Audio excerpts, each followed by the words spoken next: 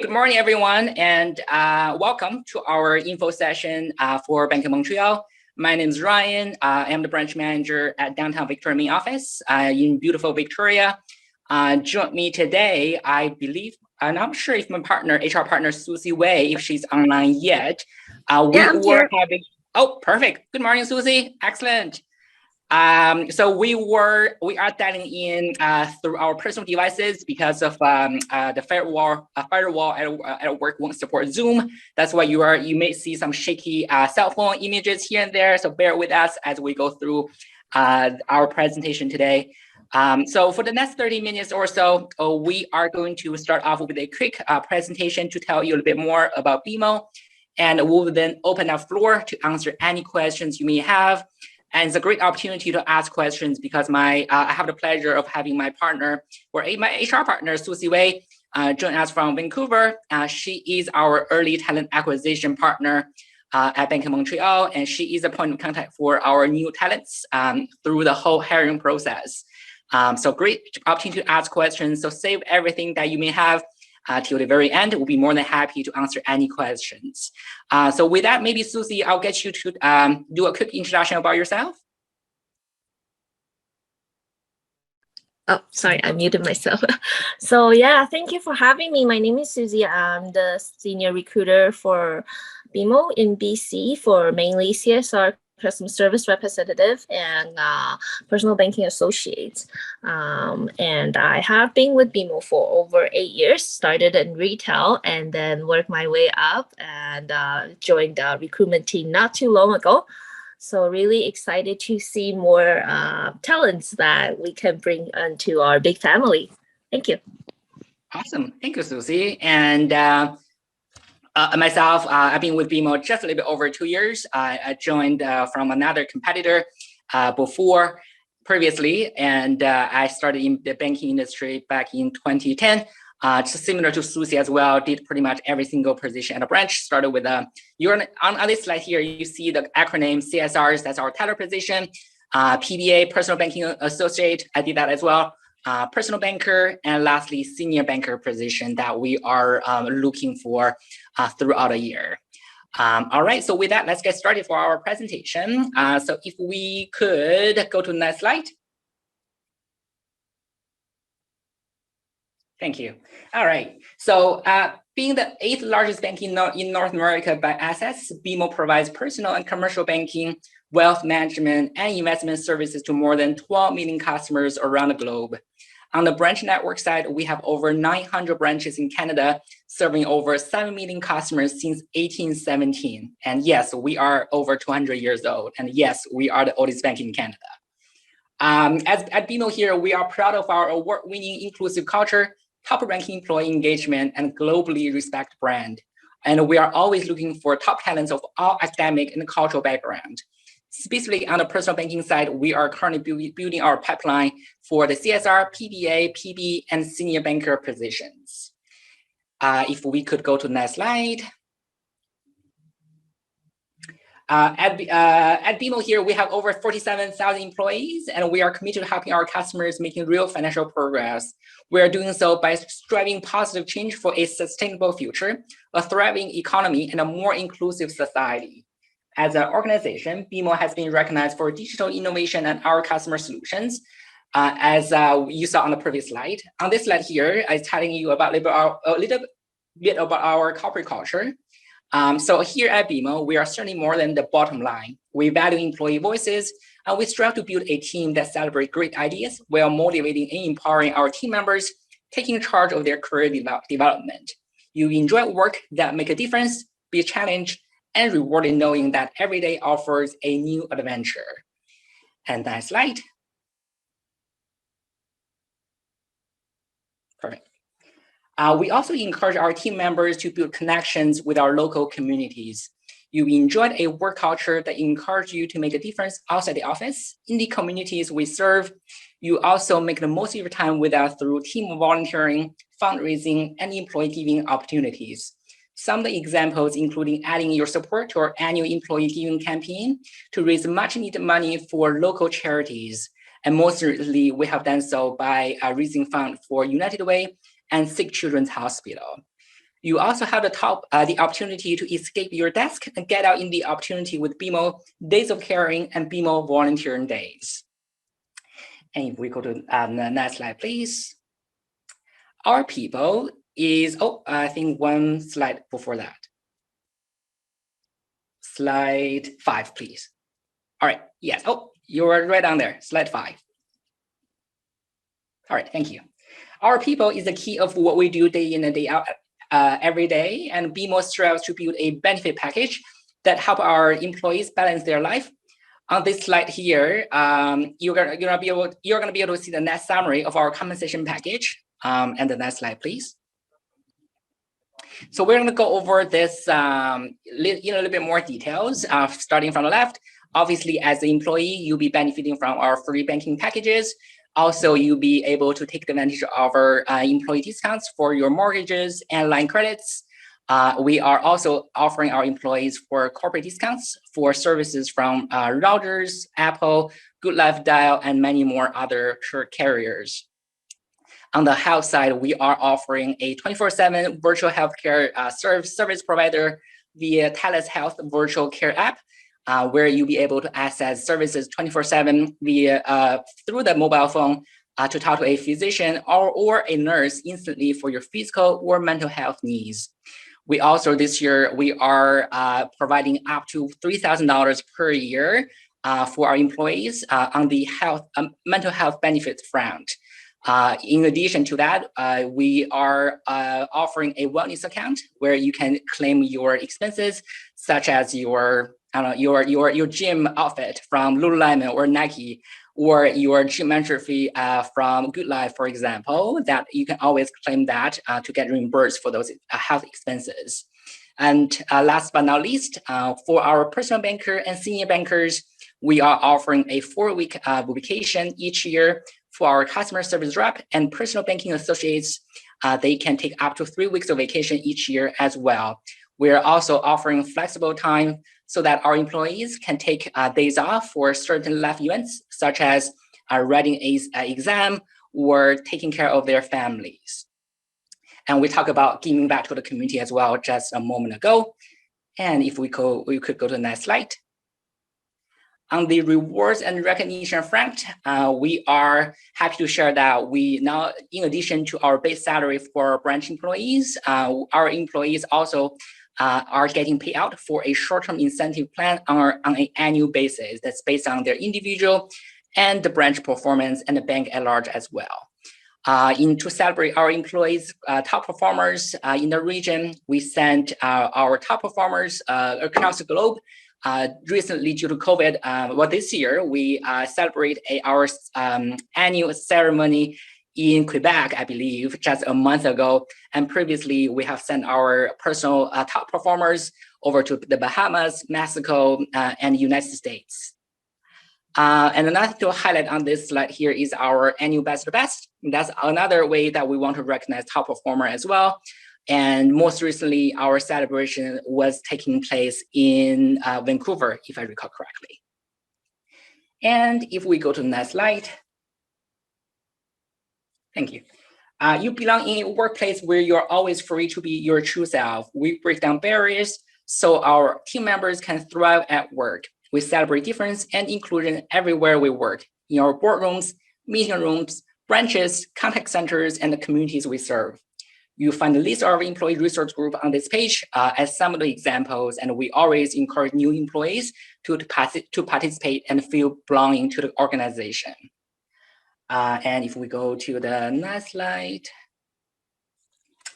We also want to make sure that our people are growing with BMO, and as an employee, you'll be working closely with your direct managers to put together a professional development plan that is aligned to your strengths, values, and aspirations. In addition to our first-class learning and training program that you learn a lot on the next slide, know that you also find yourself surrounded by banking professionals of all different areas of expertise, such as commercial banking, private wealth, special sales, and many other departments. Virtual coffee chats or in-person coffee chats is always welcome with our partners as well, so that you can learn a little bit more about their career path and even to develop an informal mentorship program. And going into the last slide. We know that learning doesn't stop when you land a job, so we are committed to supporting you with world-class development opportunities. Every year, we invest more than $86 million in employee learning and development. You'll be able to take advantage of online and in-person learning opportunities. Will feel prepared for the future of work with courses that focus on evolving your skill set and building on your strengths. And just to share some of the stats on this slide here, we have over 6,000 employees that have engaged with our Future Focus Skills program, including new digital data and risk management content. 75% of our employees have joined BMO U for ongoing mobile-enabled learning and skill development available anytime, everywhere. And last but not least, BMO U has millions of courses, videos, articles, books, podcasts, and experts from thousands of resources. So with that concludes our presentation. And any questions, comments? Please type any questions you have into the chat, and I can share them with Ryan.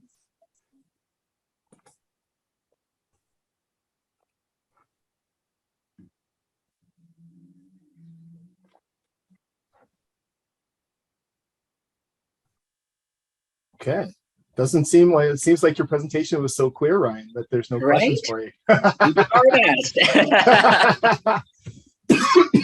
Oh, what's the starting salary?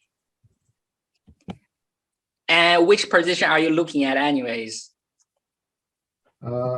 So Derek, if you don't mind putting down which position you're looking at starting with. What about an entry level sort of customer service person at the front desk? What would that kind of be, Ryan?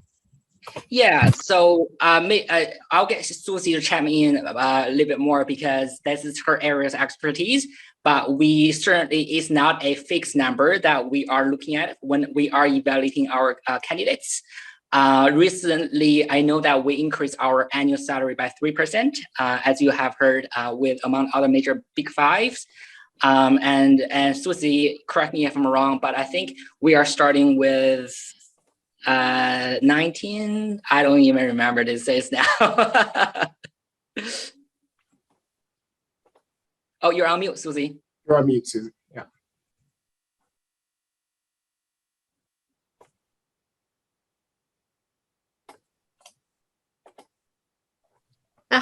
Can you hear me?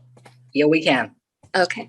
So starting wage is started at 18 now, but with of course with some experience, we do our salaries negotiable. With some people with customer or sales related or even previous banking experience a while back, if you are looking for a CSR position, it's ranging 18 to 1950. Okay. And yeah. Go ahead, Susie. So I guess I will just talk a little bit about the CSR and PBA role because they are very similar in terms of people who have banking background and also they are looking to get IFIC, the mutual fund licensing. PBA role, personal banking associate role, is a hybrid role, which we do. The main goal is to set our employee for success, obviously.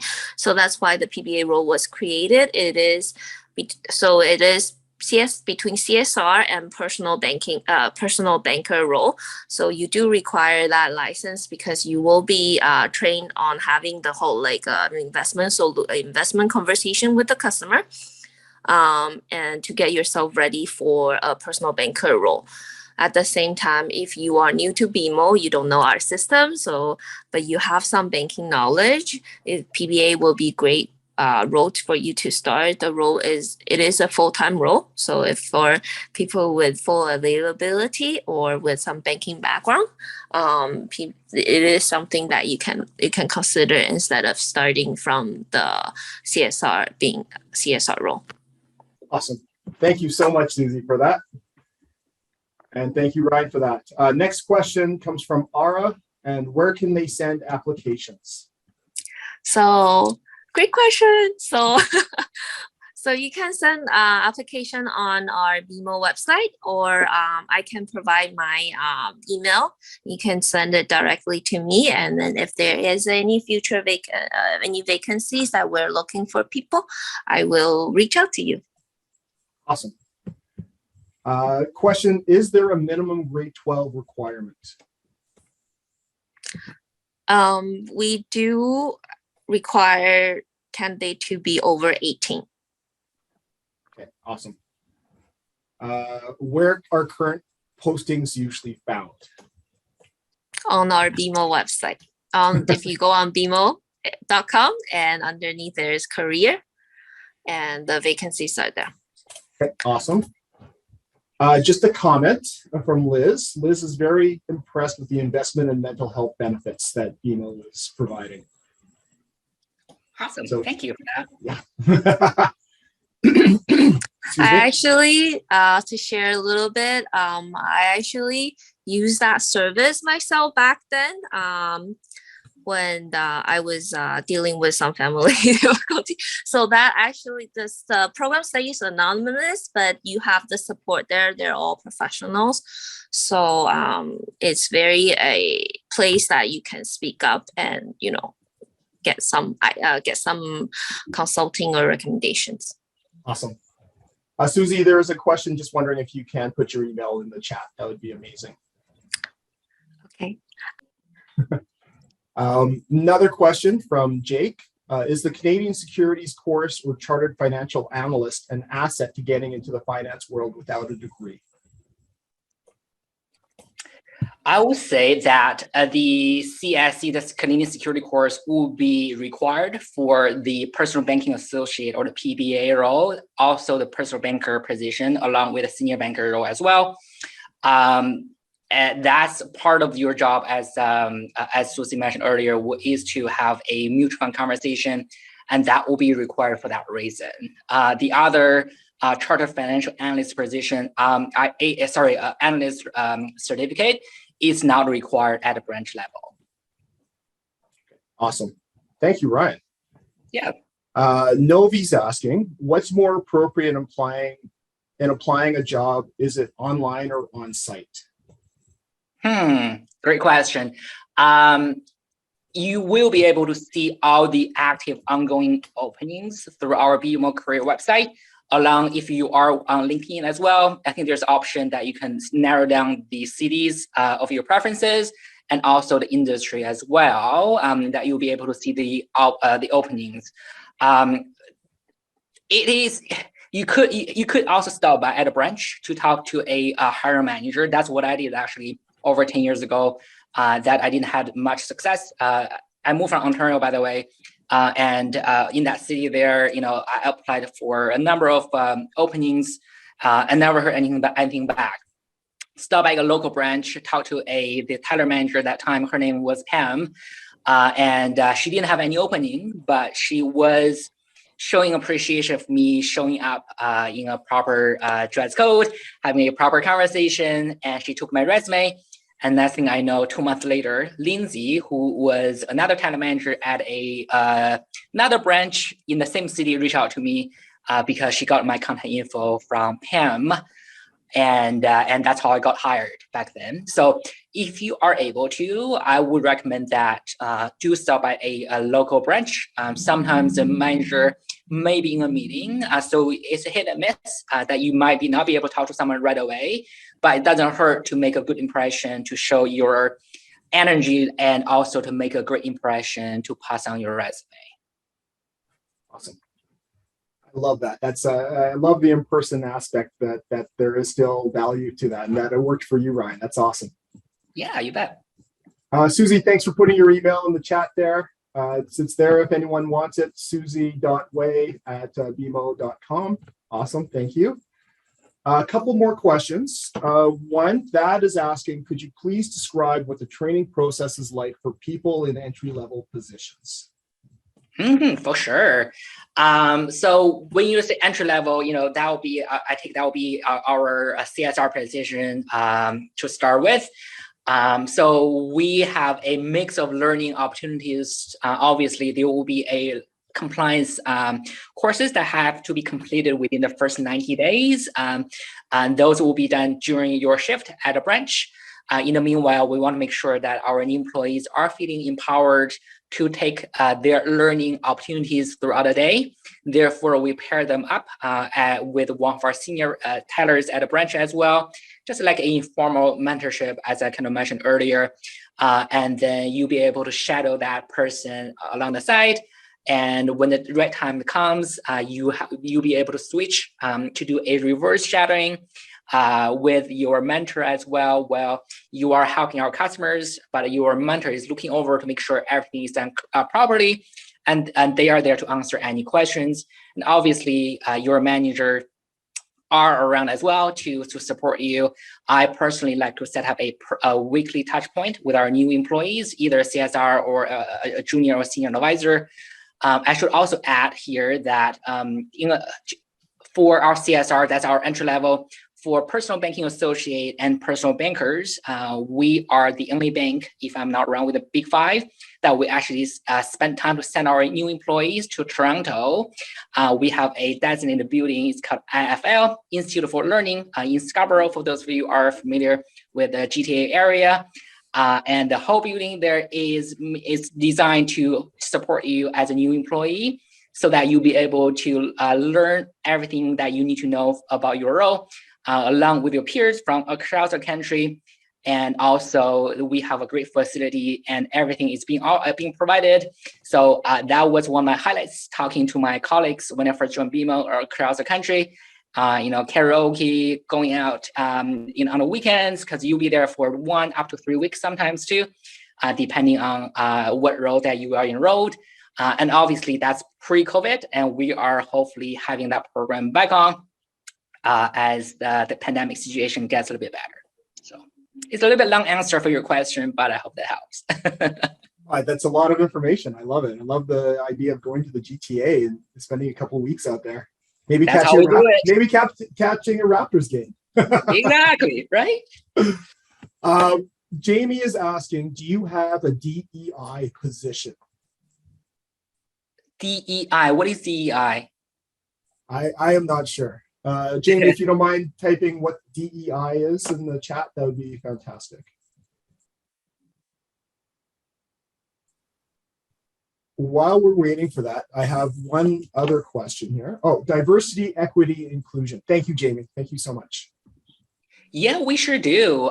So as I kind of covered earlier too, that we have different employee resource groups. Myself being, Chinese background, I am a participant for our MOSAC and also the Asian employee group. And throughout the year, we have different events. Most recently, me along with another branch manager, Linus, we did a demonstration of making dumplings. And that was to celebrate the Lunar New Year earlier this year. And we have about 200 maybe audience across BC and Yukon region. And that just as one example of obviously along with some other programs as well to celebrate Lunar New Year. And that's just one of the many examples of what we do throughout the year to make sure our diverse employee groups are being valued, and also sharing their opinions in terms of how we can support a more diversified employee group. On the hiring side, I'm pretty sure that we are also looking for a diverse cultural background candidates pool in the meanwhile. So Indigenous group, we have postings specifically designed for that reason, and people with disability. We also want to support our veterans too. So those soldiers or from different RCMP officers, we are also recruiting members from those groups too. So those are just some of the examples. Awesome, so good. Abdullah is wondering, this is a bit of a preamble. As I know, most of financial institutions give opportunities for fresh graduates in order to train them the way they plan. Do you accept overqualified persons in a non-financial field to join the customer service entry level? So do you want to chat me on this one? You're on mute.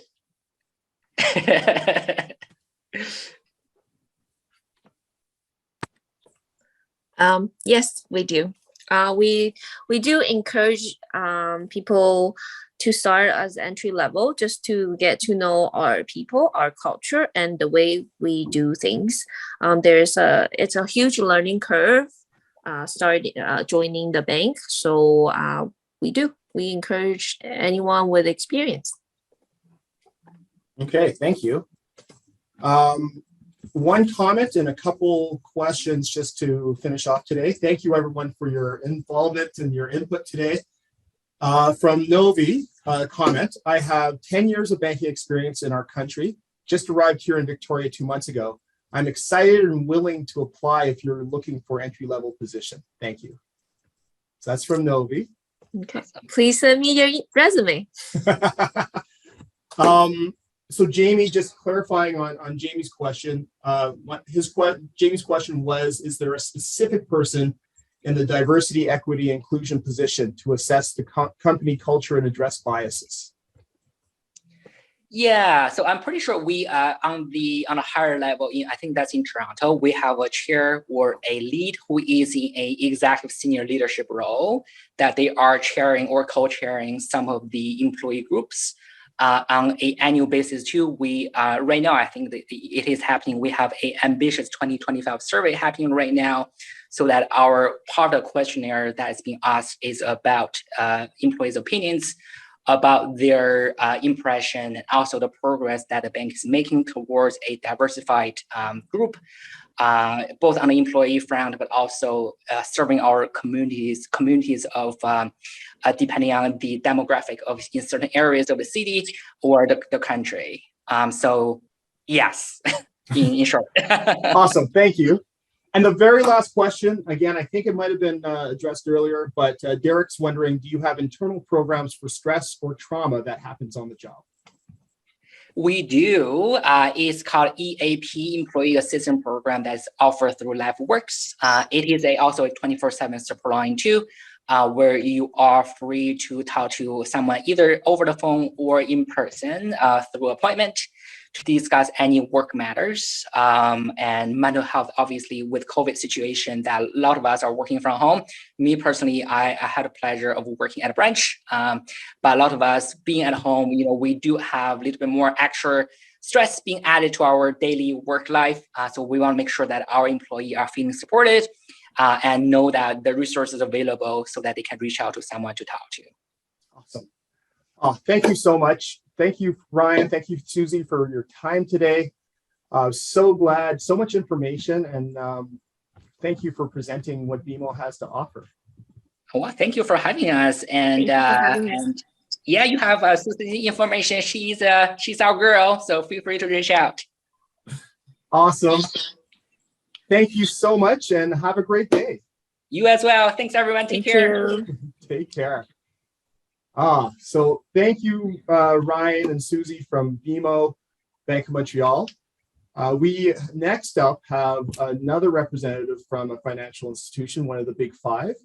We have David Nguyen from the RBC Royal Bank of Canada. Hi, David. How are you? Hi, Jeff. Thank you for the introduction there. Can you hear me? Yes, absolutely. Wonderful. Okay. Well, first of all, I want to thank everyone for joining us today for this presentation, and for WorkBC for your careful care, consideration, and organization of the event. I do like the engagement that's going on, so I hope that you guys can reserve some questions for me as well. But let's get started by having me share my slides, okay? Hello, Derek. Let me see here. Okay.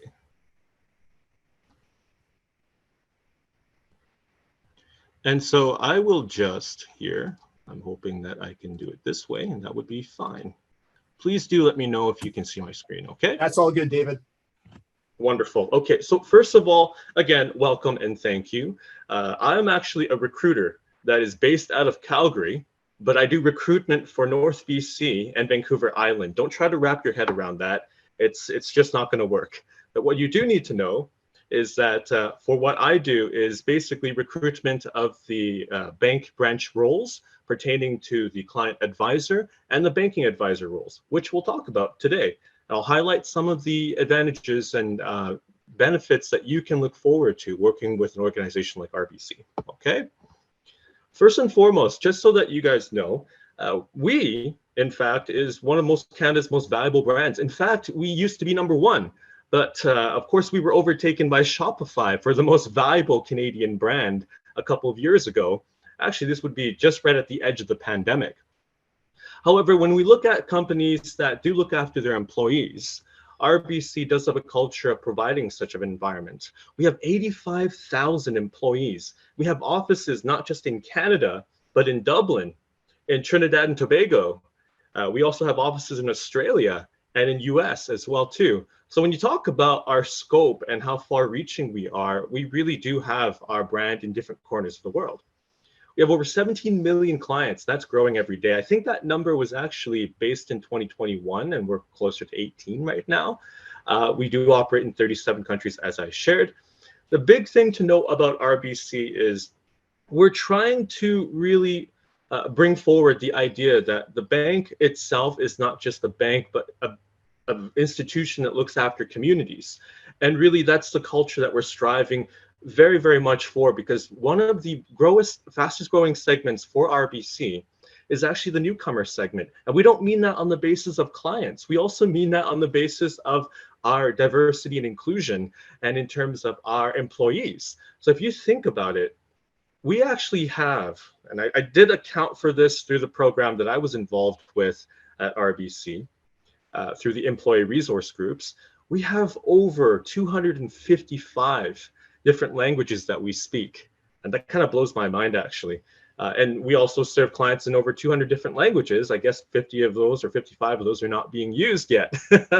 But with that being said, we are far-reaching, and we like to say that we're one of the top companies in the world, and we are a proud Canadian brand at that. Now, I do want to talk, before I go right into the roles, a little bit about the benefits that are coverage, what you look forward to in working with RBC. The most critical and important thing to know is that when you are working for an institution like RBC and such a big bank like RBC, that we do have the care and compassion to provide you with services that can allow you to achieve goals and live your best life and look after your community. What does that mean?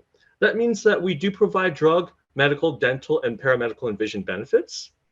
You actually can choose the level of coverage you want, right? So we basically have core and coordination comprehensive coverage. And all this is a component of your complete benefits package working at RBC.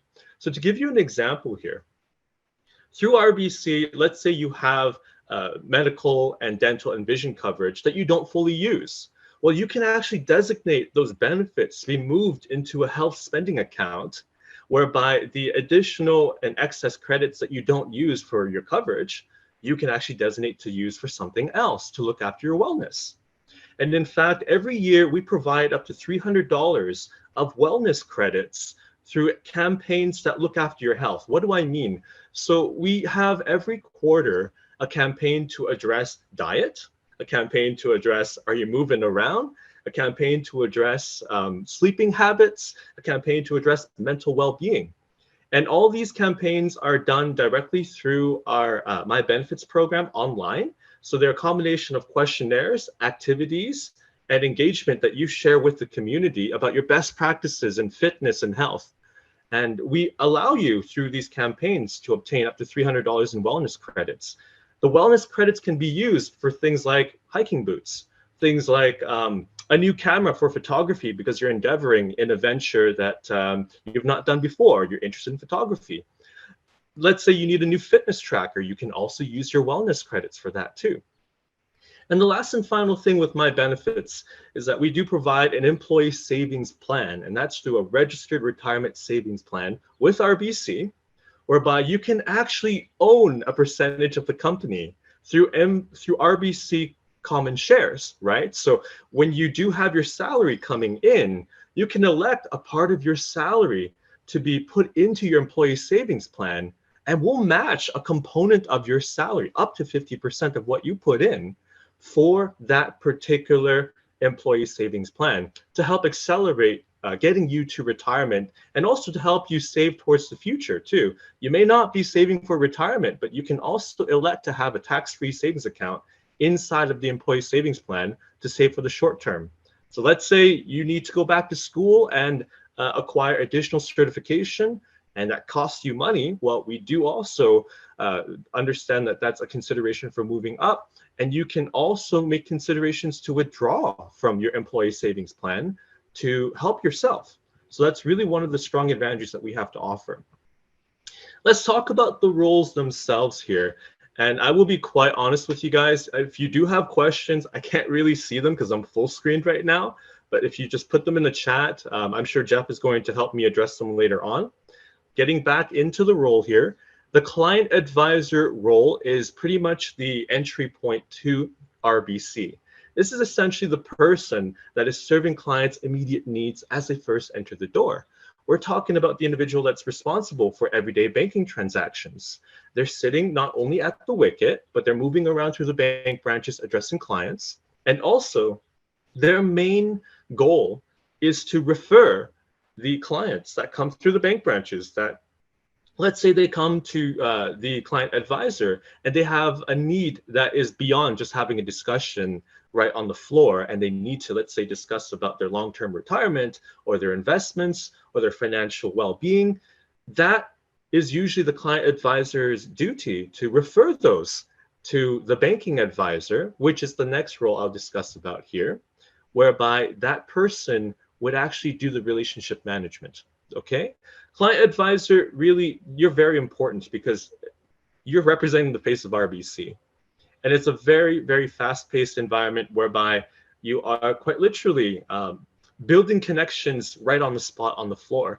And you do rely on teamwork to achieve your goals together, right? So in terms of tracking how you're doing in the role, we do have every week a observational learning and coaching period whereby you have connection to your manager and they'll actually guide you through the process with upskilling yourself and also pairing you with job shadowing with an individual inside that bank branch to get you up to spec and up to skill with the areas that you feel like maybe need more development. And further to this particular role, we provide 6 weeks full-time training for the client advisor role. So it's really comprehensive in this way. And in terms of the training program, even though you are a trainee, you are still entitled to electing your benefits, right, for the year, and you're still able to get a flexible work balance schedule because with the client advisor role, we offer anywhere between part-time to full-time roles, depending on your availability and the branch needs. So moving on, talking about the banking advisor role now, this is kind of like if you can imagine you have an office. And in that office, you have a desk. And on that desk, you probably have clients to look after. Those clients that you've built a relationship with, that you are providing meaningful financial advice, and you're delivering the best-in-class service to, spotting those opportunities, helping them day to day, that is essentially the role of the banking advisor, is to look after that desk. And also to build the relationships with the client advisor in the bank branch to get those referrals to be distributed to you so that you can grow your desk. So if you're someone who really is a go-getter and you enjoy the relationship management side of things and you take pride in providing advice and helping somebody, this is the role for you. So the main requirement for this particular role is the mutual funds license. Now, some of you will have this question, I'm sure. David, how do I get to the banking advisor role? First and foremost, if you do have your mutual funds license, you can actually go ahead and directly apply to banking advisor roles, okay? When you do your job search, you'll notice that there are some job postings that indicate banking advisor intern. The word intern indicates that you may not have your mutual funds license. You may be on the way to getting it. In fact, that branch may even very well consider you as a successful candidate if you have all the compatible skills, right? But if you don't have your mutual funds license, the branch manager may very well even support you in getting that too. That means you could join the organization, go in training, okay, and work on your mutual funds licensing. Of course, your employment is still fully dependent on you completing your mutual funds license, usually within 4 to 6 months, depending on the branch manager's needs at that branch, okay? The other thing to know is that a lot of individuals sometimes join as a client advisor, and they actually work on the mutual funds license while they're in the client advisor role. And usually within, I would say, the first 2 years, they would put the motions in place to have the development discussions with their manager to say that they want to move up to the banking advisor role. And then the branch manager would then put in a development plan in place to address the areas that are required to move up to the banking advisor role. So that's also very possible too. We're very flexible in that way. So moving on. Now, in terms of the overall, actually, my apologies. I think I moved on a little bit too fast. I did want to cover the training for the banking advisor role.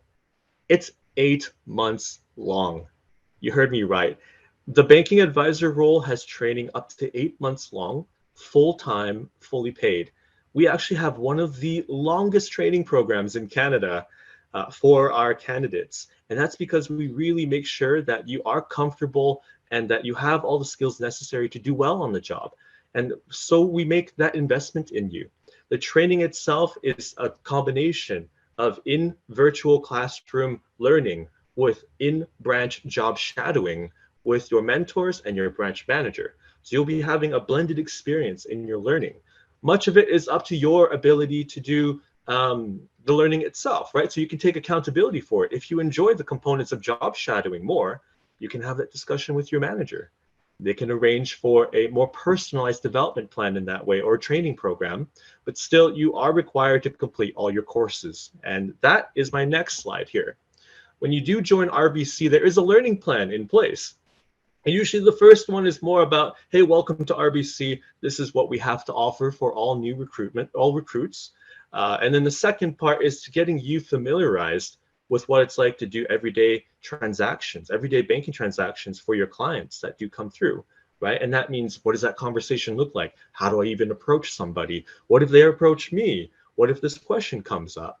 What's the best way to possibly help somebody that doesn't know what they want, right? They come into the branch and they have the bits and pieces, but they're not clear with what they want. What does that conversation look like? So it's really getting you comfortable. And then the latter sections of it, 3, 4, and 5, as you see here, is more technical aspects of how to get the job done and on-the-job tasks. So that means how to use the system to learn how to do a financial review. How do you use the system to actually open deposit accounts and work with investments? How do you do credit, lending, right? So all these factors here are a component of the learning plan, moving up to investments, all the way up to estate planning, more complex lending like mortgages, and even working with business clients. How do we do that? So we really make sure that you are comfortable when you do hit the ground running. This is exclusively for the banking advisor learning plan. The client advisor learning plan is a little bit shorter than this. So for client advisor, you would do 1, 2, 3 at most, and you probably stop there, okay? All right, so I want to get to the recruitment process here. Usually it's pretty straightforward. When there is the job application that's coming in, we have 3 different ways we get job applications. One is from our main rbc.jobs.com website, right? So that is our main public page where you can apply to jobs right there. It could be through LinkedIn as well. It could be through Indeed as well too. When a recruiter posts a job, usually it's distributed on the public site and also through LinkedIn automatically, and it may very well appear on Indeed when a manager pushes it out to be on Indeed. But I know for sure our public website and on LinkedIn are the 2 places that we post our jobs. When we do see applications coming in, it's the recruiter's duty to now do the screening. And so what we do is we look at every application individually, and we make a short list of the ones that we want to put forward for consideration. This is in collaboration with the hiring manager. So with the hiring manager, we will establish a basis for an interview. And generally speaking, through our recruitment process, the recruiter may reach out for a preliminary conversation with you if they find that your application is appealing to the organization. And if you are successful in that initial conversation with the recruiter, they will move you to the next step, which is to have an interview with the branch manager or the hiring manager. From there, you interview with the hiring manager, you had a fantastic time, they really like your approach, they may make you an offer. And the offer is usually first a verbal offer to let you know that they're interested in moving forward. Here is the terms and conditions of what they're thinking would be your employment. And then they would touch base with the recruiter and we would send you a formalized offer from there. Okay, there we go. So within the offer step, what happens after that is we do the background checks, right? And that means that we actually put you forward through the background checks to check your qualifications, to check your basic immigration status, right? So that's to make sure that you're legally authorized to work in Canada, which is really important. Employment hinges on that. And also for us to do an education check from time to time, if that is something that is put forward, that you have accreditation that we have to verify. That's within the background check phase. We generally don't do this ourselves. We do have an organization that we partner up that do this for us, but that is part of the process. Now, I really want to discuss how do you actually get your resume out there? What do you do for your resume to make it appealing for RBC? I think the most important thing is you don't do a copy-paste template because really, as a recruiter, I do see up to, I would say every day, almost 150 to 200 applications and different resumes that come in. And from time to time, the templates really make it challenging for me to figure out who's who in the zoo, right? So templates are not a good approach to handle this. The best way to do it is make it tailored. Read the job description. Actually write down what you think is repeated in terms. So are they bringing up the word customer service? Are they bringing up the words, let's say, culture and diversity? Are they bringing up the words on-job experience? So if they are, you can kind of make a short list of those and think about your past experience and in the work that you've done and tailor your resume to really target that job description. You also want to be careful for grammar and spelling mistakes as well too. It does factor in, right? Attention to detail is important within the banking industry. You want to also be careful with, when you do add extracurricular activities, that you don't make it an overwhelming amount that takes up all of your resume. We love to hear what you do outside of work. It's exactly what makes you who you are. But we also want to hear more about your past experience in your work as well too, what project experience you have. That's important. Of course, now, what about the cover letter? Most of the time, you'll hear people say it's optional. I would say I love to see it. I love to have one there because it really dictates this person's interest in the role itself and the lengths that they've gone to write about their qualifications. It's kind of like almost an introduction to themselves, if you will. If you can treat the cover letter as an appetizer and then the resume is the main course, that's how I would view that. And maybe the interview would be dessert. I'm not sure about that, but let's just go with that. So let's think about now in terms of the information on the resume. You want to have your updated contact details. Please make sure that when you send in your job application that your email from your resume matches the email that's being used when you apply, okay? And save it as a PDF. Some don'ts. Again, don't make a template. We generally do see some resumes that include other details that are just not really required, right? So we're talking about height, date of birth, a picture, marital status. We really don't need that at all. You don't have to write in long paragraphs. I generally say a good resume is something that can be glanced over within about a minute and even less sometimes, right? Don't use acronyms or jargons that are kind of very exclusive to your past experience. In fact, if you do want to explain those, past experiences, you can use that in the cover letter, right? So basically the resume is designed to summarize exactly what your qualifications were and are, and the cover letter is used to cover some of the details that your resume cannot cover, right? Leave some of that also for the interview too, so that you don't give everything up front and that there won't be much for the recruiter to go by in that circumstance. And don't list your references in your resume. We generally don't require that. But again, during the background check phase, if there's a requirement to check the references, the background check department will reach out to you for that. Now, there are different types of interviews that we do conduct as RBC recruiters. Phone interviews are really common since the pandemic has been a thing, right? Video interviews are also par for course as well, but not as common as phone interviews. In person is still very much a thing, okay? So a recruiter may do a phone interview with you, but the hiring manager will 100% do an in-person interview with you most of the time, okay? With some extraordinary circumstances, by your request, we can also do video interview too from the hiring manager. Type of questions that you like to ask for the interviews. And this is something that's going to help you. Some successful candidates that I've seen, really think about yourself and what makes you different and distinctive.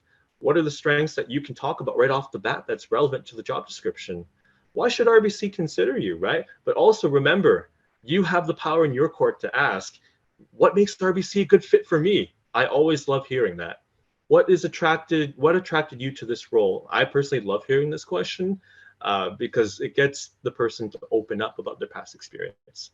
We do generally use behavioral questions, and you guys are, for the most part, should be familiar with them if you've interviewed before, okay? They're pretty common.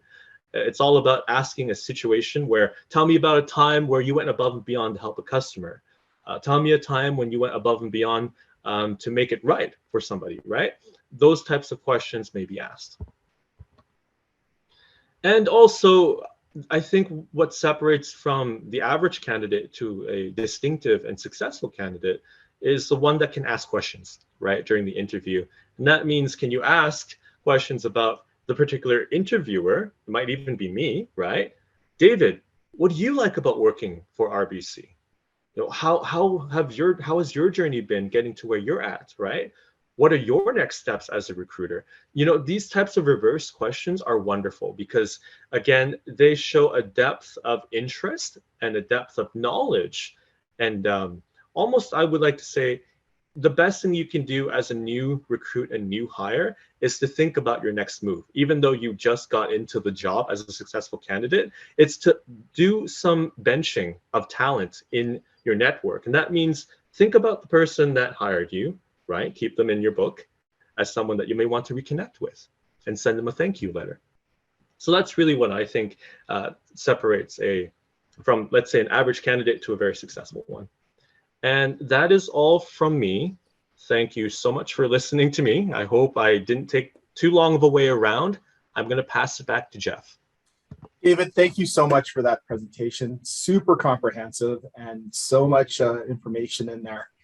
I love working in employment services and having people come from outside employment services and give a lot of the same tips that we give when it comes to resumes and interviews. So I love it. Thank you so much for doing that. There's a couple questions here that I want to present to you before the time's done. Abdullah has two questions. Do you offer relocation assistance to North BC for positions? So from the perspective of relocation, generally speaking, if you do look at job postings, they may have considerations for job relocation, but most of those roles are kind of reserved for Toronto, right? So we're talking about national head office roles, and those roles pertain more to the tech and operations, more to the, I would say, more of the roles outside of the branches, okay? In terms of relocation, however, the flexibility of being able to go to another location and indicating that within your resume and also expressing that interest, sometimes the hiring manager can provide you with more time, right? If you are someone who's a competitive hire, perhaps the hiring manager may even be able to work with you in terms of the timelines to get you onboarded. And that's really exclusive to each branch location. So to answer your question, it's not as clear cut, but if you are looking for, let's say, relocating to specific, very professional roles within national head office, I would say that they do exist, and you will have to search them on our RBC Careers website. Okay, Abdullah? Awesome. And the second question there, what other benefits that RBC may provide to applicants to this specific region compared to urban areas? Okay, I'm just trying to, did we skip one there, Jeff? Because was Preston next? No, well, Abdullah had two questions. Oh, okay. So I'm sorry. Northern BC positions and then other benefits that RBC may provide to applicants in this specific region compared to urban region. Yeah, for sure. So generally speaking, the benefits that RBC provides for applicants within regions are pretty consistent. There's no difference from someone working in an urban area to a rural area. You get the same access to your My Benefits, to your dental coverage, to your vision coverage, to your employee savings plan. The only things that might very well differ is the specialized arrangement you might have with your hiring manager, right? So for example, if his branch is an environment that has part-time positions, or you have a full-time position and you want to move to part-time, he may be able to offer you that flexibility, right? He may even be able to work within your hours to come up with something that works better for you in terms of the work-life balance. So that's a consideration between the hiring manager and the candidate. But otherwise, the benefits stay pretty consistent, Abdullah. Awesome. Okay, thank you. Preston does have a question. Are banking advisors the main entry point for RBC customers to access most of RBC's services? Yeah, so Preston, I'm not sure if you've ever gone inside of an RBC branch, but if you have, and if you had to go into an office, you most likely spoke to a banking advisor. And the banking advisor, I wouldn't say it's the main entry point. Most of the time for individuals that, let's say, don't have their mutual funds licensing, that is the investment funds in Canada, would go for the client advisor role, which is considered to be the entry point for RBC, okay? But in terms of getting access to RBC services with their product offerings and advice, yes, the banking advisor is that person, okay? Awesome, thank you. And the last question today is from Yin Jin. Hi, David. What is the minimum education requirement for banking advisor and client advisor? Would you mind sharing the entry-level salary? Yeah, great question. Sure. So in terms of the minimum education requirement, we just want you to be sure that you have the investment funds in Canada licensing for the banking advisor role. And if you don't, then please indicate that you're working towards it when you do apply, okay? Because there are some special considerations that hiring managers make for banking advisors, especially those that have strong customer service experience rather. And for the client advisor role, I wouldn't say you need to be having a college degree. It's not really necessary. Again, the main thing is, do you have your mutual funds licensing? That actually helps you with progression within the bank, right? That helps you get through the different roles within the bank. So from CA, client advisor, banking advisor, to even the next step beyond that, financial advisor or manager, okay? Awesome. Thank you, David. And thank you so much for this comprehensive presentation today. Is there a way that anyone can get a hold of you if they wanted to reach out to you personally? For sure. So once again, I do recruitment for North BC and Vancouver Island, okay? And it's a lot of ground to cover, but generally speaking, I am accessible through my email here. I would encourage everyone here, if you are interested in opportunities, to first take a look at our RBC careers website through rbc.com. And through there, the best way to find out which opportunities to apply to is to first figure out which areas you are interested into by geographical region. So you can search, for example, client advisor, and you can put in Nanaimo, right? And most likely, if you do that, you'll pull up all of the listings and postings for that area. It'll help you with your search a lot better. Awesome. David, thank you so much for your time today. You're very welcome, Jeff. Thank you, everybody. I hope that it was a meaningful presentation to you, and have a very good day. Absolutely. You too. And all the best in Calgary. Thank you. Thank you so much. All right. So thank you, David. That was amazing. Next up, we have from Megson Fitzpatrick Insurance Services, we have Kelly Krieger and Wendy Leung. Hello, Keely or Wendy, or both. Hello. There we go. Hi, Keely. I wasn't sure if I should hear it or not. There we go. So we've got myself and Wendy. I don't have a formal PowerPoint prepared, but I'm definitely going to be chatting a bit about our culture. So thanks, David, for that fantastic overview on the recruiting process. I could say we could mirror a fair bit of that when it comes from the perspective of what the process looks like, and I'll definitely touch on that a little bit more for Megson specifically. But I'll start off with just chatting a little bit about our company, our culture, some of the career paths. And yeah, so myself and Wendy are here representing Megson Fitzpatrick Insurance Services, and we are a brokerage located on Vancouver Island. So we do actually have 4 different offices, 3 that are located in Victoria, 1 in Nanaimo, and then we also do have a number of employees who are working remotely for us too at this time of, related to the pandemic and some of the changes that happened throughout. To give a brief overview, so, as an insurance brokerage, we are always looking for the best options for our clients and working with a number of insurance companies. So we are, assessing and working through what their offerings are and working directly with our clients and advocating for them. We are a full service brokerage.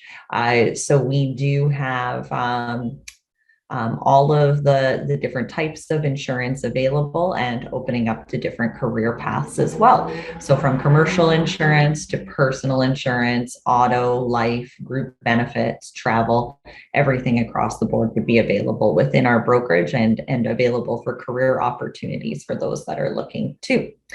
Megson Fitzpatrick is also a part of a larger group of companies. So we actually are an employee-owned brokerage, which is very cool. And one of the benefits of working for Megson Fitzpatrick, or one of the companies within our group, the option does become available to become a group, an employee owner.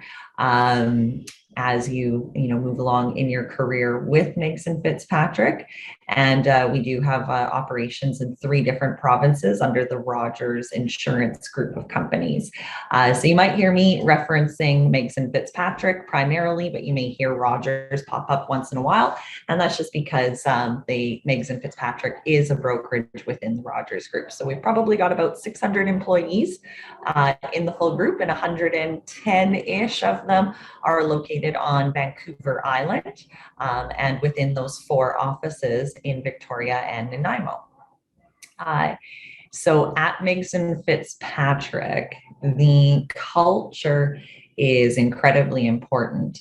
It's a well-established brokerage since 1968 on the island, and is very involved in the community and wanting to continue with that reputation as well.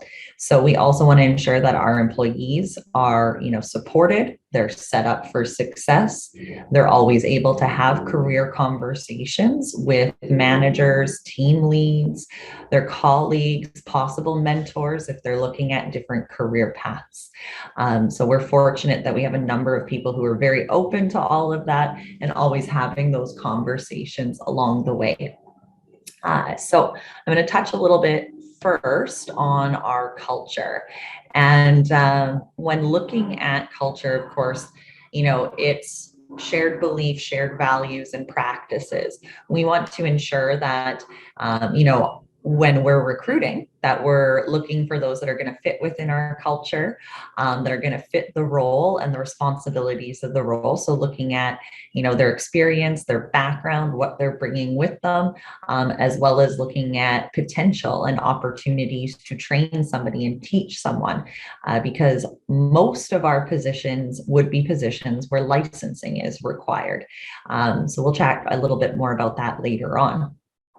So looking first at the culture, we have a number of employees that, have started in positions, and we often say people kind of, fall into insurance, or perhaps they've had family members who have worked in insurance.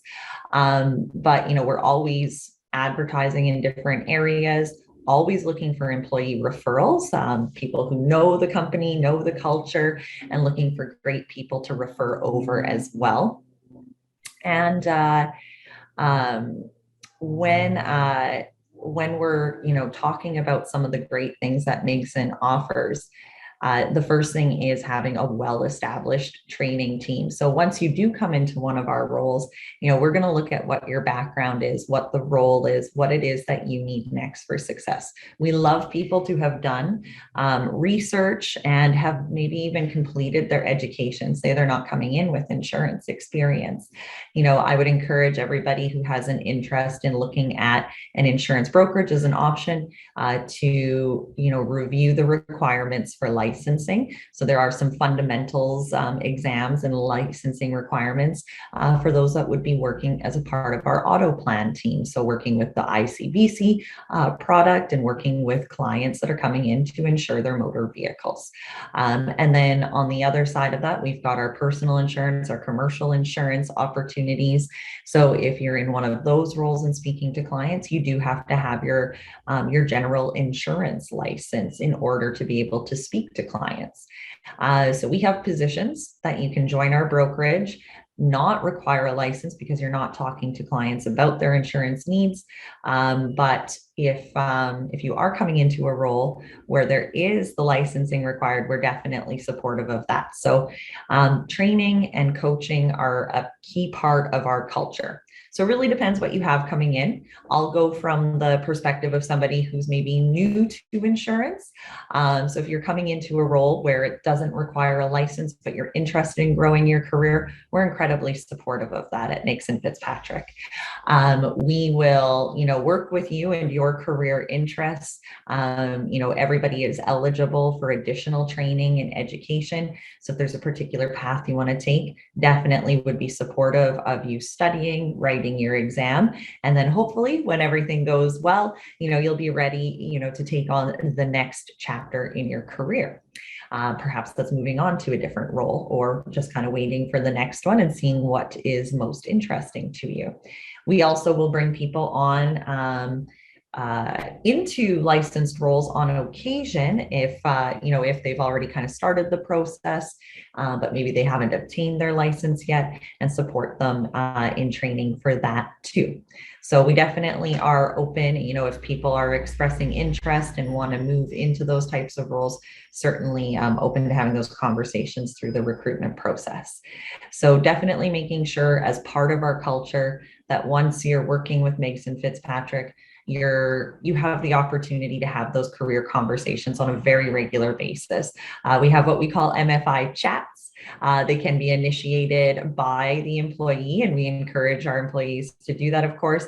And then your manager would always make sure that you're having one on a regular basis as well.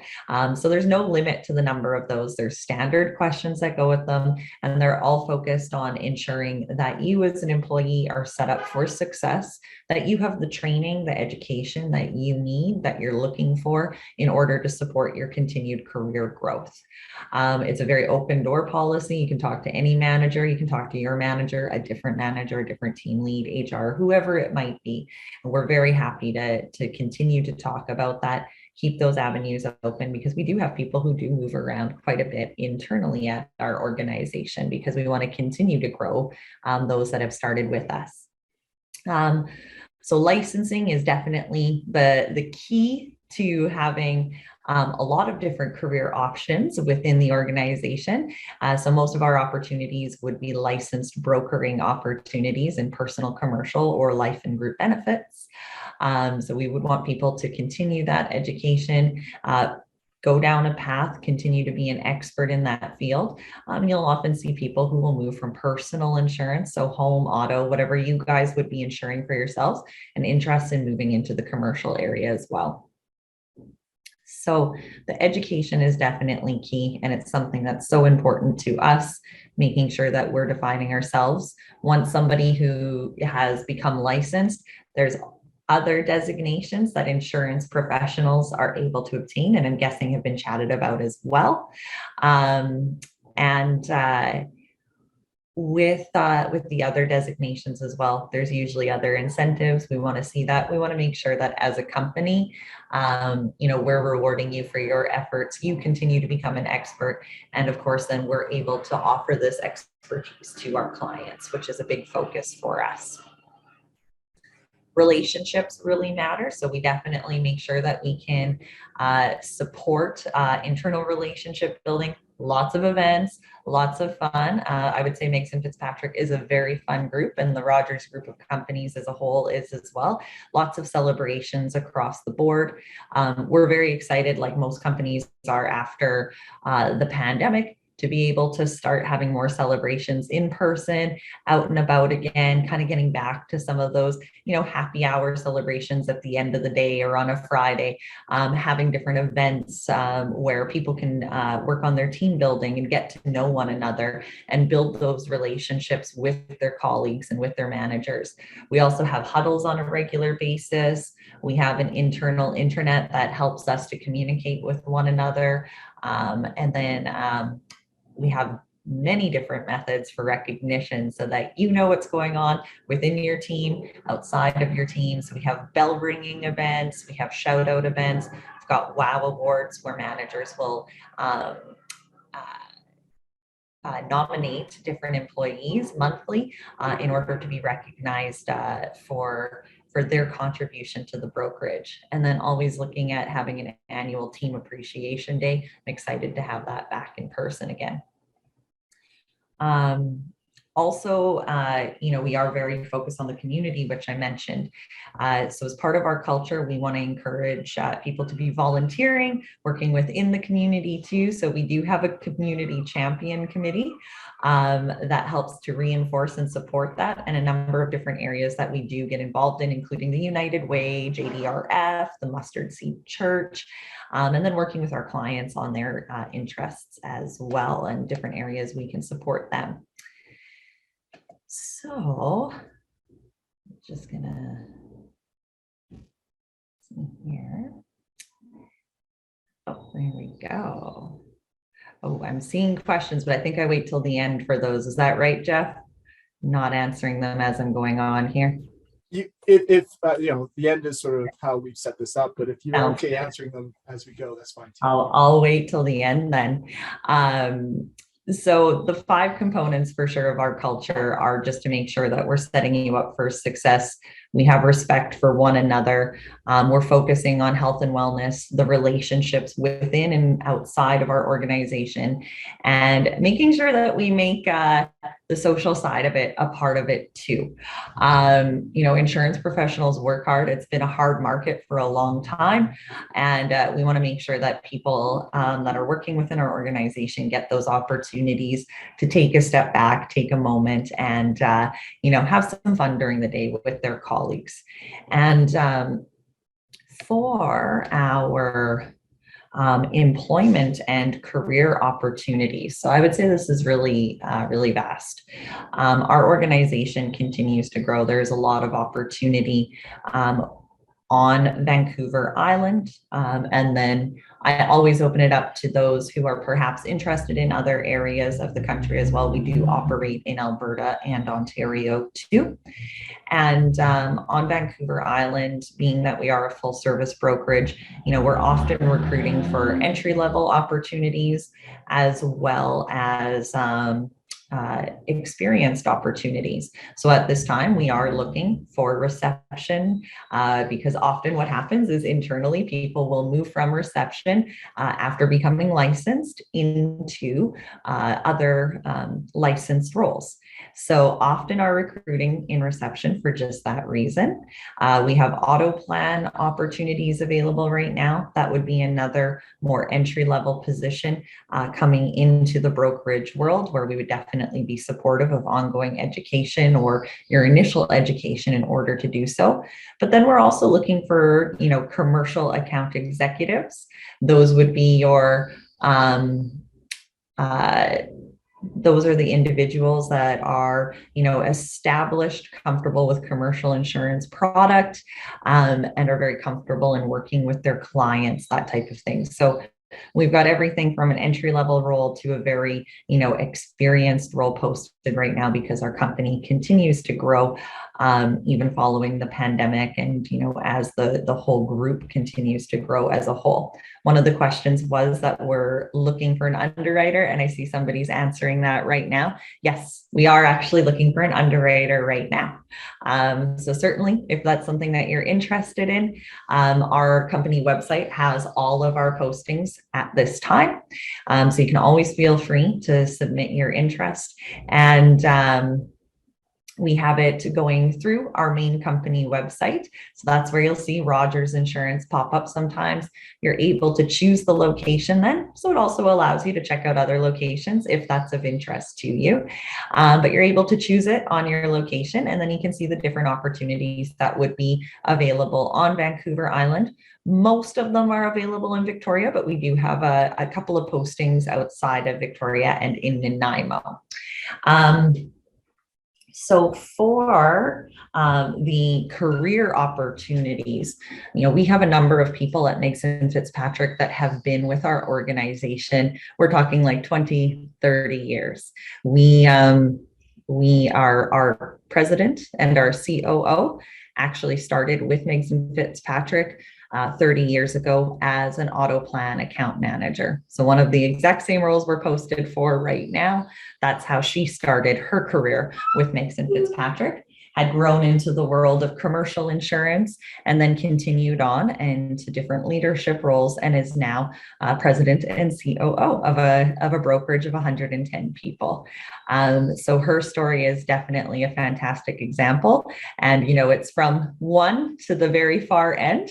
And then we've got many other employees with very similar stories, having fallen into insurance or having started in a different role, really feeling drawn to different career aspects, and then continuing on into, more senior level underwriting roles, management roles, account executive roles. So when it comes to career path, I always encourage people to consider what it is that they really enjoy doing most. As I mentioned, when it comes to a culture side of things, we want people to be set up for success. We want them to have a good foundation of insurance knowledge. We don't want to throw somebody in to a role that they're not prepared for and let them sink. That is definitely not the goal. Having a strong foundation is definitely key to success. Seeing different areas of the business is key, and knowing what it is that interests you most and being honest with yourself and with your managers about that is so important. In a brokerage, you can focus on a service side, handling day-to-day business needs of clients. You can focus on sales, going out and looking for new business, developing business, seeking out new opportunities, bringing that in. So more sales focused, more sales driven. But then there's also the opportunity to be more technical too. That would be going toward your underwriting side of things. So looking at the markets more closely, analyzing what's available, what the differences are from one company's offering to another company's offering, and, providing your expertise to the account executives who are right up front and talking to their clients. So it's not just sales, not just service. There's plenty of opportunities. And then within Megson as well, for those that are, experts in their field, we have a very robust training team. And our training team makes sure that our new hires and those that are moving roles are always set up for success. So that's definitely been key for us. So that's another area of opportunity, is continuing to grow into training or leadership roles as well. So I always say that looking at those things is so key. Sales is a very unique world. We have very interesting and unique opportunities where, we've got commercial insurance account executives that work with businesses to support them in their insurance needs, make sure they're covered if their businesses are interrupted for any reason. Say something like COVID-19 happens and you're not able to operate for a period of time, making sure you've got that business interruption, making sure that we're the experts in providing, all the coverage options to those businesses. Then you've got on the other side, personal insurance. We've got opportunities where where you can work with people on their needs as individuals or small families, and then having the opportunity to collaborate with other insurance professionals, because we separate it into, commercial insurance, personal insurance, and life insurance. But for example, you might have a client who has a commercial account with us because they're a business owner, and then they also need their personal insurance. So sometimes that personal insurance advisor who works with that client will collaborate and work with that commercial account executive in order to make sure that this person is being serviced across the board, and try to collaborate with one another too. So lots of opportunity to mentor and ask questions within Megson Fitzpatrick, and a lot of people who have moved through an extensive career path within Megson. So being able to give some suggestions and recommendations and mentoring on that as well. So I'll make sure I leave some room for questions. I guess, what do we have left for questions here, Jeff? There's actually one question. That's just it. The one. Okay. Yeah. So if you have, chatting. yeah. There we go. I just wanted to make sure. Awesome.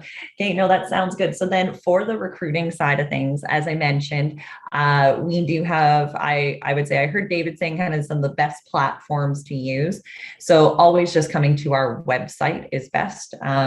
We do have our full postings on there. We do have an HRIS system that comes through our Rogers group of companies. So it will say Rogers on it that you would be redirected to. You're asked to, of course, include your resume, your cover letter, answer a few questions. It allows you to apply to multiple positions if you'd like to. We also have a general submission there too, so that we can look at it and take a look at what might be best for you too, if you're unsure. We also do advertise on Indeed, LinkedIn, different university websites, but always best if you know you're interested in Megson to go directly to the source and apply directly that way.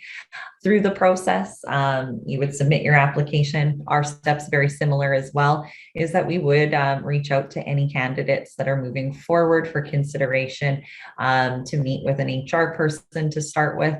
And then from there, if you continue on through the process, meeting with another manager, HR professional, or our recruiter, and then usually decisions are made from that point. And then always looking at the candidate's needs as well. You might have vacations planned, so let us know, what you've got coming up, and so that we can plan appropriately for that. We've got the training schedules lined up and ready to go based on how much experience a candidate is bringing with them. So, it can range anywhere from 6 weeks to 3 months of training, depending on what that looks like. So I would say that's probably a bit about us. So I'll grab that last question. Actually, there's another one that came in. So there's two. Awesome. So the first question is, Ati was saying, you mentioned remote options. What might that look like for an employee? Yeah, so through the pandemic, of course, remote became a lot more accessible to everybody.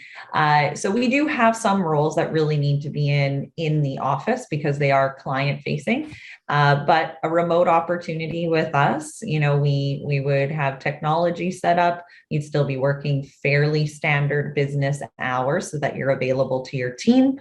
And starting, so if we're bringing somebody in, working remotely, we try to bring them in for some training. It's always nice to meet in person and do some of that, but really depending on where they're located. So our preference is always to have people come in for their full training period. If that's not possible, we can arrange for it remotely.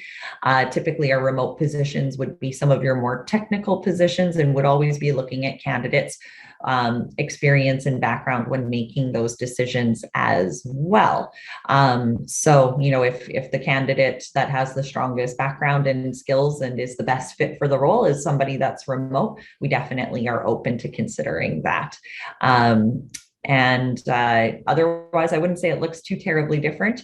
Lots of Teams meetings, which I think we're all used to now, Teams or Zoom, and, trying to collaborate with your team in that way. And I think post-pandemic, as we continue moving forward, you're going to have a mix always of people in office or working from home. For us in particular, we do have a bit of a hybrid environment for those that are working locally that wouldn't need to be full-time remote. We are doing, you know, a few days in office, a couple days from home per week. So I think the moving forward for candidates is knowing that, you know, locally, there's going to be opportunities for celebrations in person, that there's going to be events and those types of things. As many as possible will be made into a blend of virtual events, but there will still be in-person events too. So kind of finding a nice balance there. Day-to-day meetings will probably be primarily on Teams, and I can see that going on for the foreseeable future. Awesome. Thank you, Keely, for that. And the last question that we have today is from Abdullah. And they wrote, I just checked a job post for account executive commercial insurance that requires minimum level 2 general insurance license. However, in the values and competencies, you consider self-starter. As I understand from your presentation, you are looking for receptionists and underwriters because they have already finished their training and got the necessary license. For me, if I would apply to these openings, would you provide immediate training to level up for your new employees? Will that take a long time until you consider providing training? Yeah, so our reception role wouldn't require any licensing. So anybody would be eligible to apply for that. The account executive role does require a level 2 license because they need to be able to speak to clients unsupervised. A level 1 license will allow you to speak to clients, but does require some supervision and review in simple, just not to get into too much detail with that. So that's why we require the level 2 for an account executive. They're working very independently. So that's where the self-starter comes into, because it is more, you need to manage your own time, find new clients, develop business, that type of thing. So to answer the second part of the question, if you join Megson Fitzpatrick in a more entry-level position, yes, absolutely. If you were to come into a reception role and you were to say, I'd really like to get my fundamentals and move into an auto plan opportunity, we would absolutely support the training for that. So, you know, cover the cost of the study materials, the exam, that type of thing. That's awesome. Thank you so much, Keely. Hey, thank you. It looks like that's the end of our questions and our time today. All right. I am surprised. I did not realize how large a company Megson Fitzpatrick really was, with the whole Rogers piece component to it too. So that's quite large. Yeah, lots of opportunity and always looking to grow. Absolutely. Wondering if there's any contact information. Yeah, feel free to find myself and Wendy on LinkedIn. So I will show up as Rogers Insurance. But yeah, you've got the spelling of my name here, so you can feel free to find me and connect on there. And then the Megson Fitzpatrick website will have contact information, and always feel free to take a look at the Rogers Insurance website too. It links to all of our group of companies. Awesome. Thank you so much, Keely. Thank you, Wendy, for taking the time and joining us today and sharing the great information from Megson Fitzpatrick. Okay, thanks everybody. Oh, awesome. So again, thank you to all the presenters so far, and thank you for all the participants for spending the last hour and a half with us. We have 2 more presentations this morning. Next up is Christine Atele from C First Insurance. Christine, are you here? I am. Good morning. Good morning, Christine. Please tell me I didn't butcher your last name.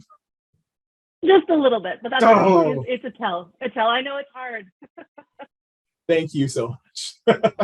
And I'm here, and then I also have Daniel as well, who's going to be joining us today from C First.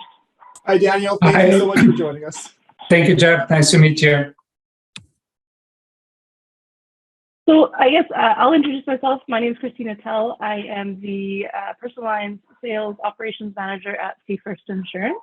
And then we have Daniel. I'll let you introduce yourself. Yeah, my name is Daniel. I'm the operations and marketing manager here at C First, and I've been with the company now for 4 months. Yeah, so I'm a new guy. And I should say I've been with C First for 15 years. I actually started right out as a green agent, as an auto agent, worked through personal lines, did a little bit of underwriting, and now into my current role now. So it's brand new and long term. Yeah, you're gonna get both worlds today. All right, and let's see. Is everybody able to see my screen? I hope so. It's all good, Yeah. Daniel. All right. So I'm going to start talking a little bit about who we are, our history here at C First, and give you some interesting information about us.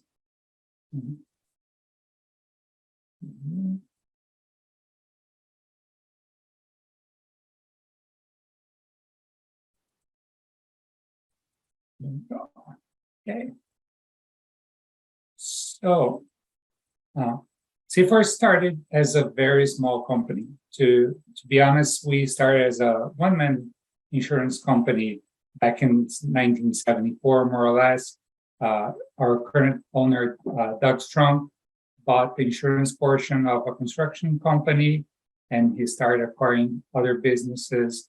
He had other partners join in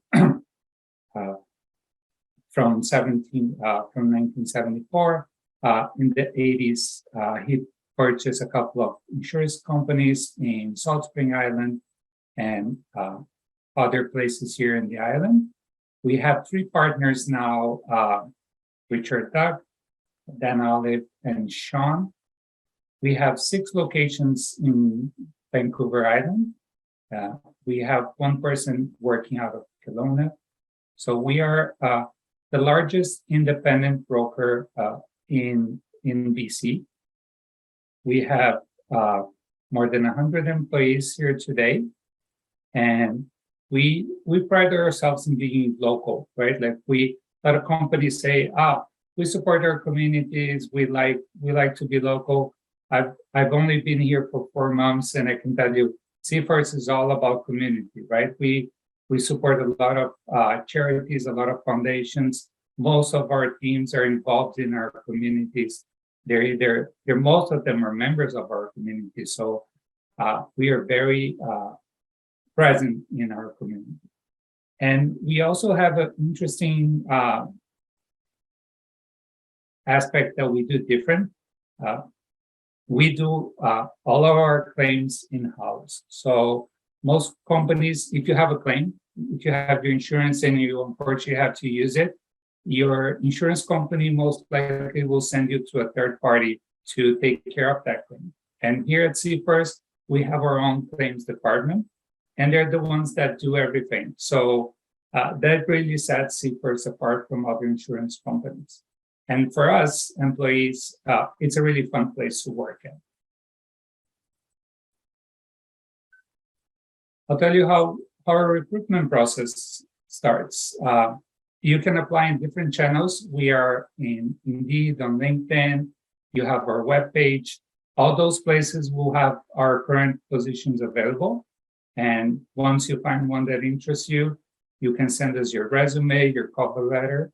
With that, HR is going to check if you meet the requirements. If you do, they'll set up a phone screening with you. If they like what they hear, they'll send it to the manager of the position you're trying to apply for. They'll set up an interview with you.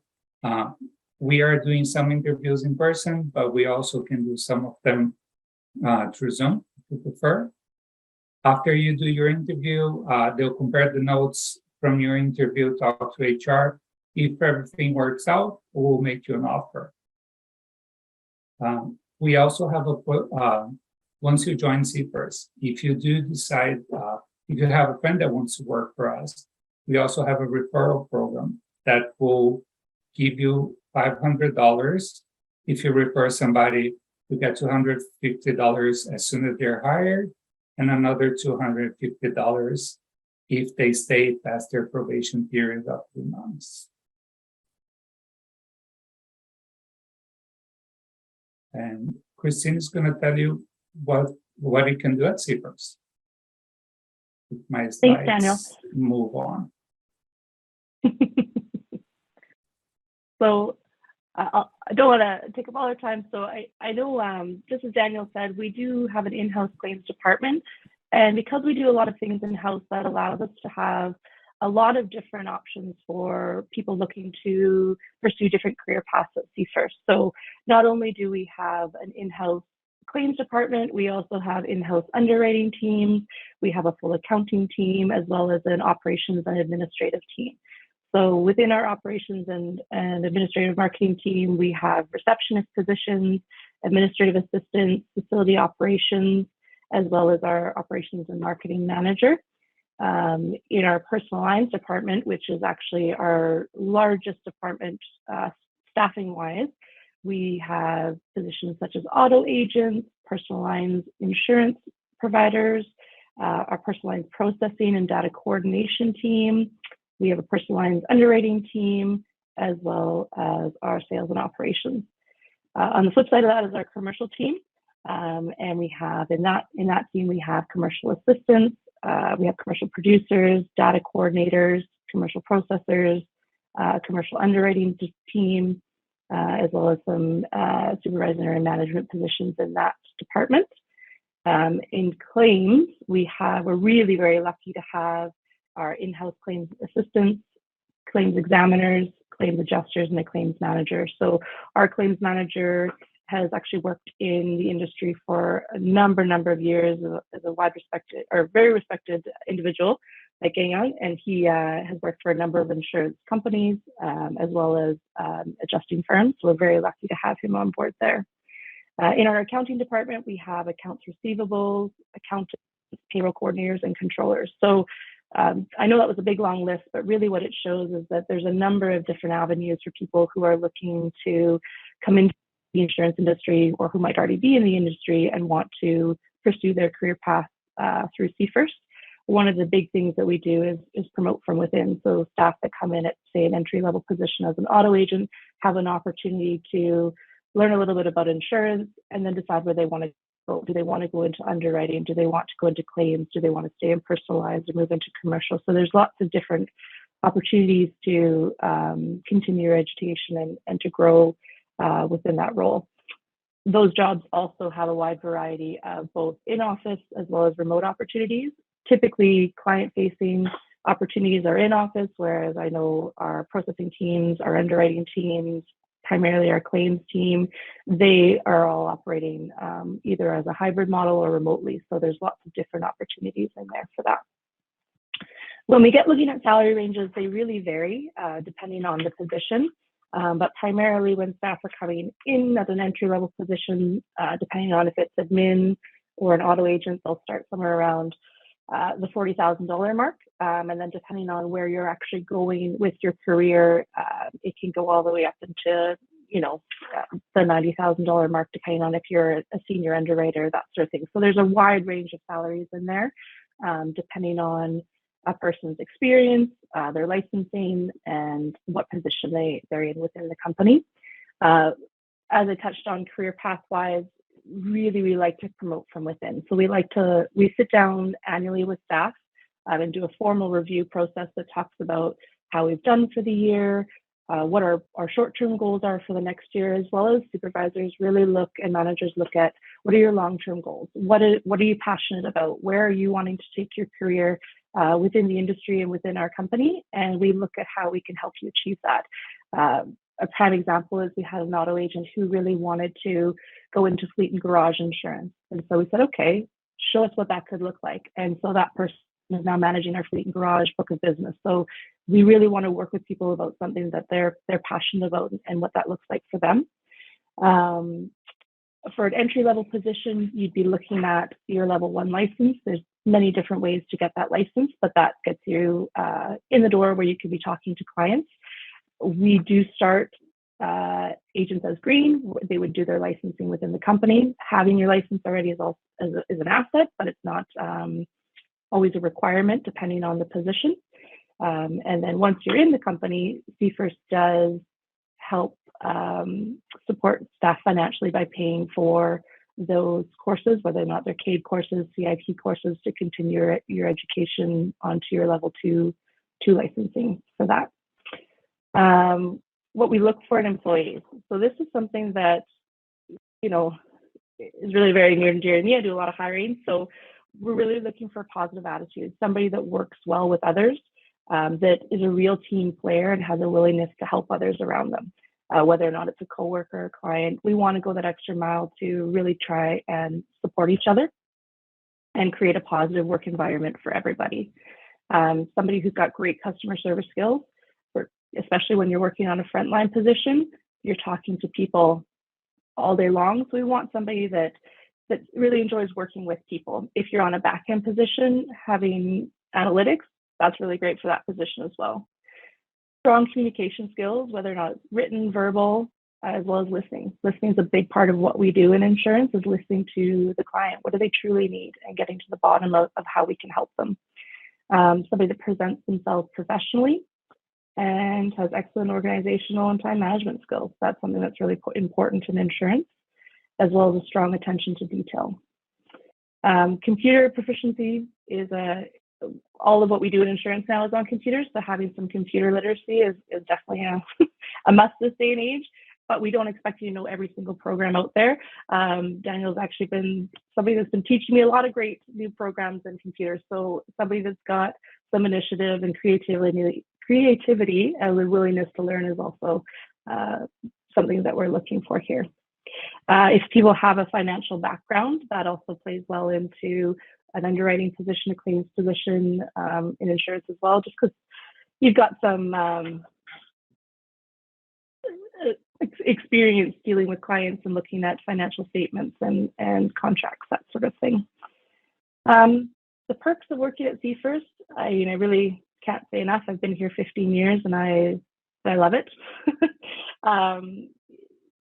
Some of the big things off the top of my head are our paid education, matched RSP contributions. So that's a big one. We have a really robust benefit package for staff that are coming on board. We have a sales bonus program for those staff who are working in sales positions. Fitness subsidy, so an annual fitness subsidy for staff who are looking to purchase fitness equipment or gym memberships, or I know a lot with COVID, we were doing some online programs, so the Zooms and the Weight Watchers. A big one is just our positive corporate environment. It's something that we really pride ourselves on, and we want staff to have fun while they're at work. We want staff to enjoy being here. This is our family away from our real family. Sometimes I love them more, depending on the day. And the growth and development that we have for staff is really, we've seen a lot of staff. We have a lot of long-term staff who started out in entry-level positions and have worked their way into management positions, supervisor positions, or those unique one-off positions that they've championed. As Daniel mentioned, we are a big community supporter. We go to a lot of different community events and a lot of volunteer opportunities for staff, as well as we do a lot of staff events. So one of the things that we actually unfortunately missed out on this year due to the water levels, but we do an annual whitewater rafting trip. We have our annual Christmas party, our barbecues, our bowling, golf tournaments. So we try and get staff together whenever we can outside of work just to have fun, because again, we all really do enjoy being together, not just at work, but outside of work as well. So that's sort of a rundown of what CFirst is. That's who we are. And the positions that we're currently looking for at CFirst that we have up on the board, if you're looking on our website or Indeed or LinkedIn, is an auto insurance team lead. This is for our fleet and garage department. So somebody with some fleet and garage experience who is looking to move into managing their own book of business. Insurance advisors. So for Brentwood Saanich in our Sydney office, we're looking for people that are looking to do personal lines insurance, so not auto, but actual home, condos, tenants, that sort of a thing. An auto insurance agent in our Sydney office, and as well as a commercial lines underwriter. So that's what we have up on the board right now. That being said, depending on, we're continuing to grow. We're always adding new positions, so keep your eye on our job boards, because there's definitely new jobs coming up as we continue to expand our team. All right, so Jeff, we'll turn it back over to you now. Yeah, so we have a couple questions. One, I think you answered already, but I thought I'd present it just in case someone missed it.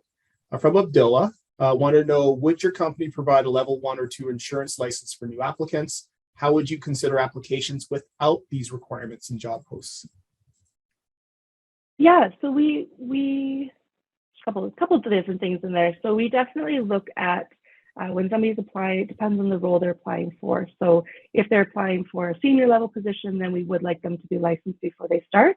But if they're looking at more of an entry level, the auto positions and those insurance advisor positions as well, then we do look at licensing people when they first come in. So they would apply with us. We'd get them set up with their, typically it's the fundamentals of insurance exam that they would write while with us. That's something that CFirst pays for.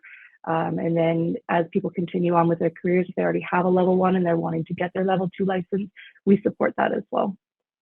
Awesome, thank you. Second question from Preston. Christine, Daniel, at CFirst, what is a memorable moment that you take pride in? And then Preston apologizes if it's a bit of a personal question. That's okay. I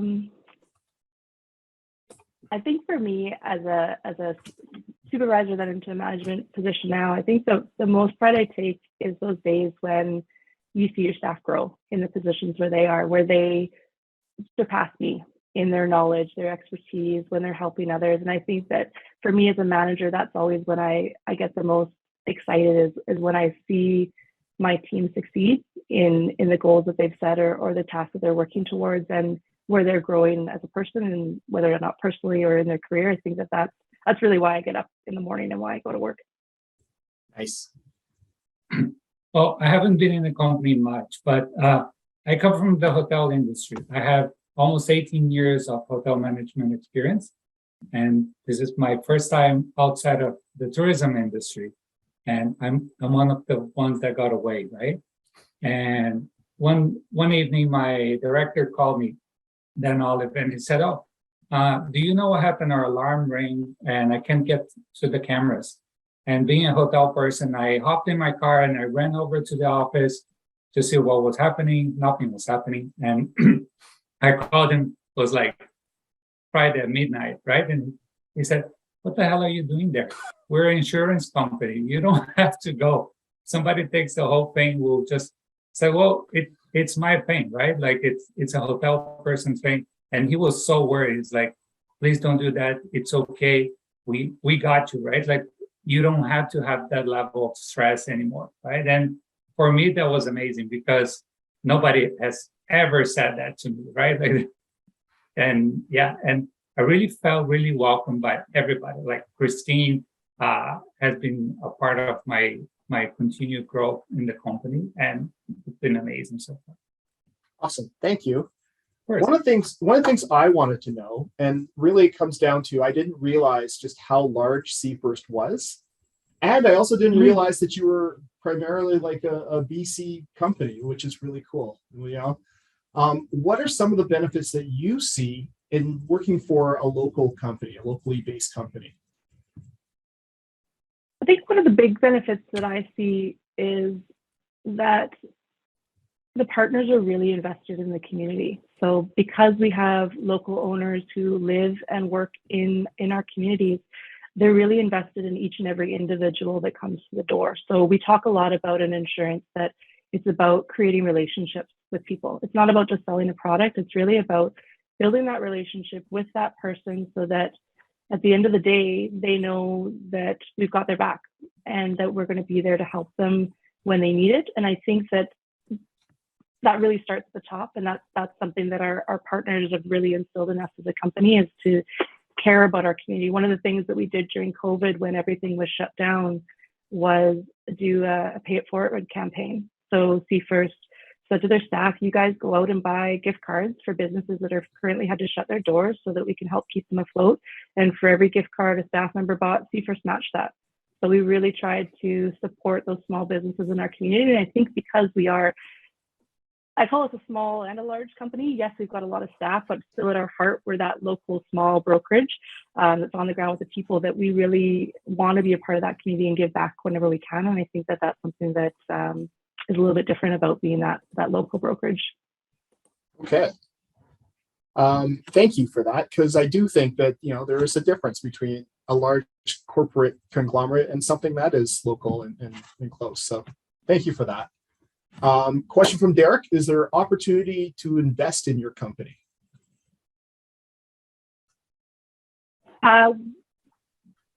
When I should say, not as a staff member, so it's not a publicly traded company, but if you are reaching the partnership level, then there is at that point a way to invest in the company through partnership. Okay, thank you. And Penny was wondering, hi, Christine and Daniel. I see the job postings on Engaged HR's website as well. Does it make any difference between applying directly on CFirst's career page and through Engaged HR? Is there a difference between applying? Engaged is actually our HR company. So either way, we'll go through them. Okay. With that sense, then, are you open to people coming in with resumes or cover letters and talking with you in person?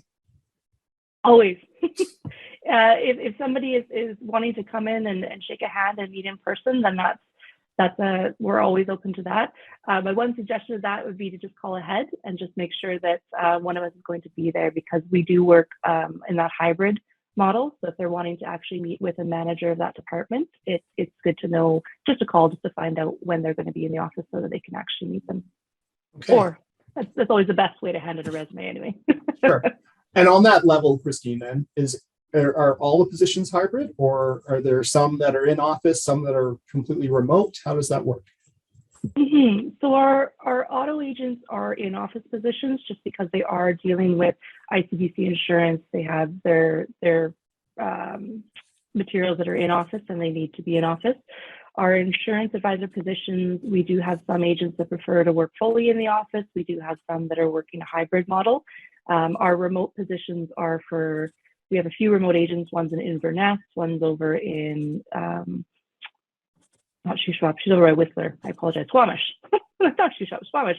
So, and one in Kelowna. So they are true remote agents that work remotely full time. But typically, if staff are within Victoria, we like to have that hybrid model because it allows for some in-person coaching and training opportunities to happen when people are in the office versus when they're working independently at home. And then our underwriters, the claims team, and processors, they're typically a full remote positions just because they're not needed to be in office. Awesome. Thank you so much.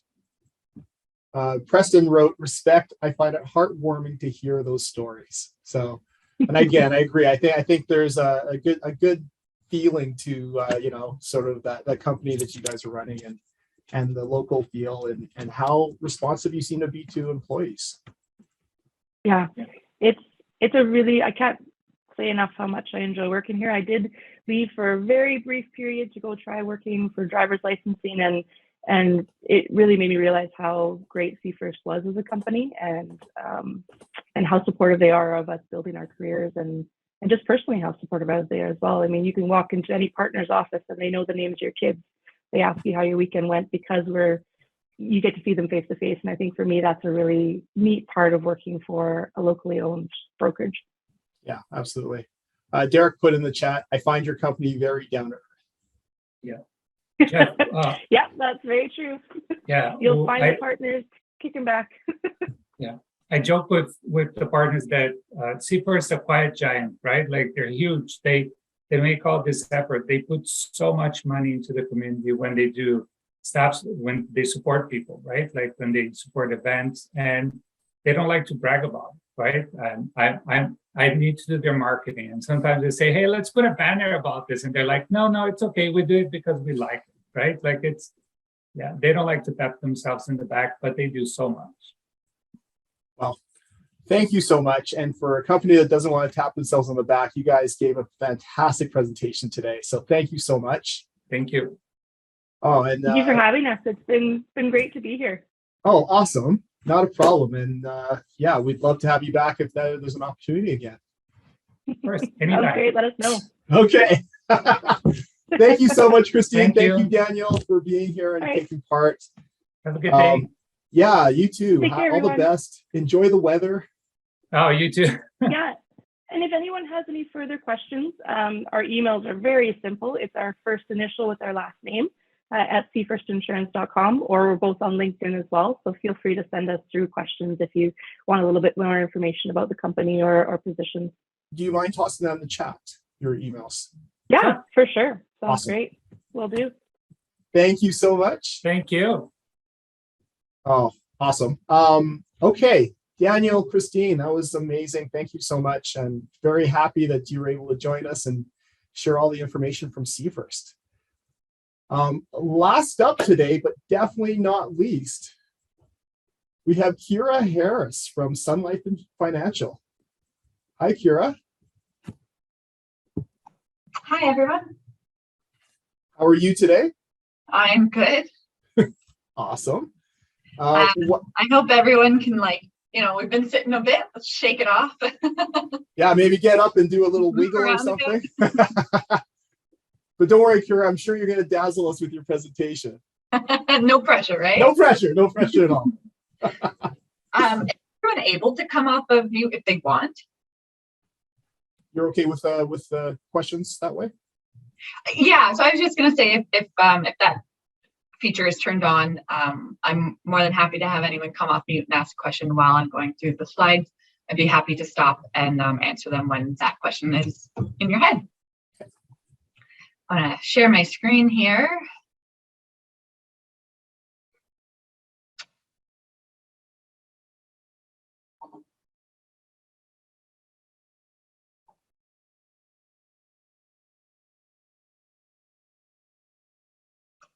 Oh, you can't see it yet, can you? Nope, not yet. I'm nervous to share the note part versus the. Oh, here we go. If And there's some notes there. There you go. Perfect. Oh, we got it now? Okay. There's still some notes, but for the upcoming slide, you still have that going. Let me try it. Let me just try it one more time. Okay. I think I hit the wrong option I want. Perfect. All right. All right. So thanks for everyone for being here today. We're starting on my last slide, so let's go back a bit to the beginning. Definitely want to keep this light. We've had a lot of information thrown at us today, and again, I don't. If you don't want to keep your question to the end, please feel free to come up and mute and ask them as we're going through. I have been watching everyone's presentations. Everyone did a great job. Again, a lot of information, and definitely found my takeaway here at the end is Sun Life is quite a bit different than some of the presenters we've seen so far. So we know different, we've got our insurance institutions and our major banks, and then I feel like Sun Life, while lots of similarities, has a very different model and approach. So my name's Kira Harris. I'm a business development partner here to all of our advisors on Vancouver Island. So I work directly with our advisors through building their businesses, developing themselves professionally. I did run my own practice for over 7 years.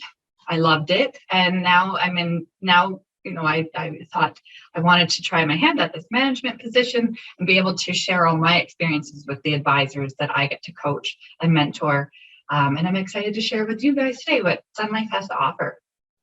So we'll go through, and my presentation is only about 10 minutes. So like I said, feel free to interrupt. Just the basic anatomy of what a financial advisor is. And again, we heard lots from, BMO and RBC and those folks with these very specific roles, and ours would be designed slightly differently. So that's why I definitely want to go through it again. So what does a financial advisor do? How does that self-employment structure work, which is how Sun Life operates? The training, support, and recognition that we have, the compensation structure. And then lastly, was Sun Life the right fit for you, and any questions? So the anatomy of a financial advisor. So our financial advisors are self-employed individuals here, and Sun Life supports their independent advisors under the umbrella with administration and resources to develop and grow their financial planning practice the way they want to. The most common reason that's shared with me on why people might want to become a financial advisor when I'm meeting people at events or just through friends, is that they want to make a big difference in people's lives. They want to feel like they're actually making a positive impact with everything that they do. And that is certainly certainly what a financial advisor gets to do. So we build lifelong relationships with our clients. We help them plan through and navigate all the various stages of life, going well into retirement and past retirement. And part of this process is getting to know your clients well, building a trustworthy and long-term relationship with them, knowing their kids and maybe even their aging parents, their friends and their community, helping them identify their goals, their concerns, and all while planning with them to achieve those goals, protect them and protect themselves from the concerns that they may have. So within this role, all of our advisors would be both life licensed, your LLQP, as well as your mutual fund license, your MFDA. There are, and that would be the basic starting point, but there are much more levels that you can go to because you have the autonomy over yourself as a self-employed person to do so. So into some of the things that you would see day to day, changing, your advisors changing needs, or sorry, your clients, we all have changing needs, and helping folks navigate through these inevitable events. It can be very complicated and can often come with expensive mistakes is really rewarding. So helping people build and navigate their career, buying a home, protecting themselves, their family, protecting their income, saving for major events and saving for retirement, managing that retirement, the many retirement income streams we receive, as well as managing and understanding taxation. And then, of course, leaving something behind and making sure it's executed the way you want it to be. These are all for the areas that we get to work with our clients on. And of course, we're all victims of confirmation bias. That's the idea that it won't happen to me. It won't happen to you. So we like to think that our plan is like the top image, straight and clear, but in reality, we're all in the bottom image, right? We're all going to go through hurdles. We're going to hit valleys and we're going to hit peaks. And so a financial planner gets to help people navigate those and smooth those out. A typical day, well, be growing your practice.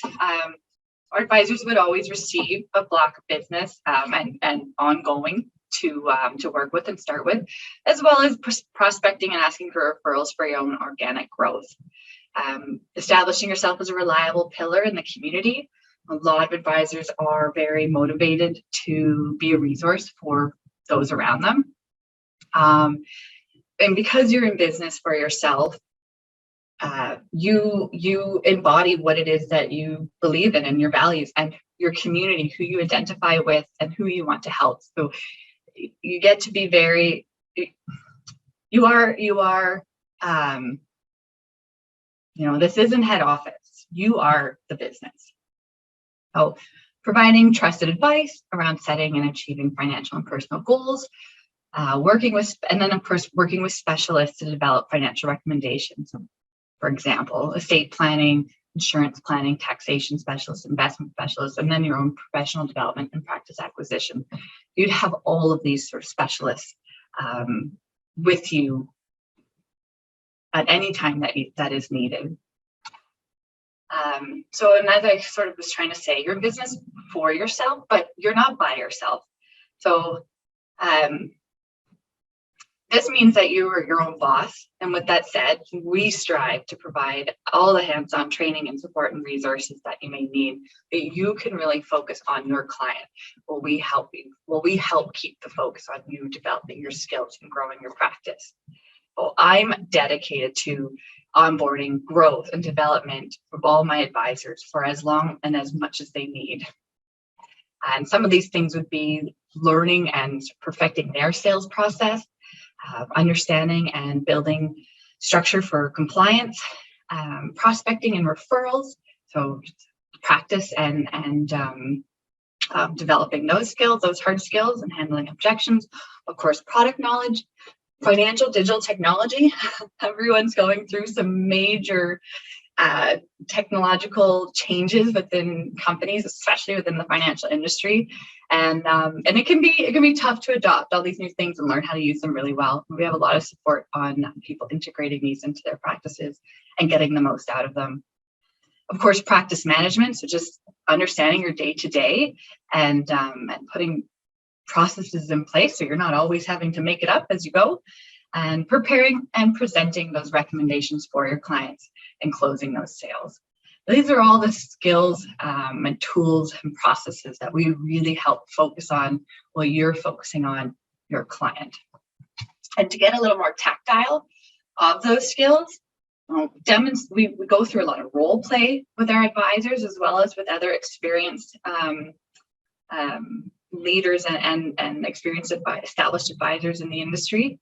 Do a lot of group activities and peer groups. So whether it's case studies with advisors from coast to coast, live call sessions, of course, and there's many that you have access to, and you are able to choose and pick from what areas that you want to gain more knowledge on and more experience on.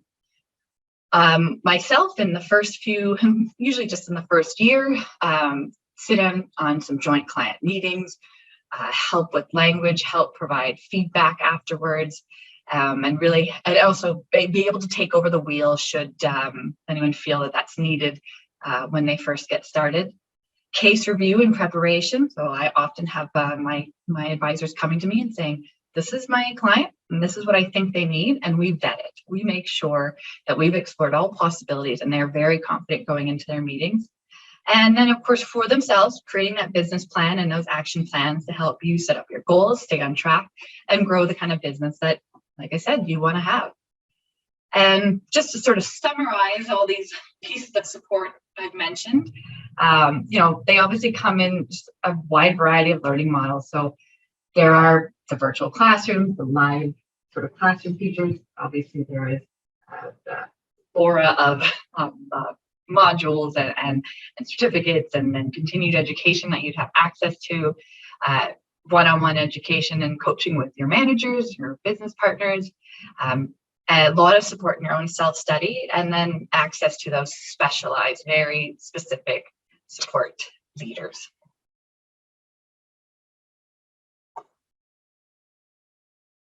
With all that being said, digital and innovative advantage, well, we all have seen what's happened over within the workforce over the last 2 years, and a company like Sun Life was already well on its way to helping advisors operate completely remotely before the pandemic sent us all home.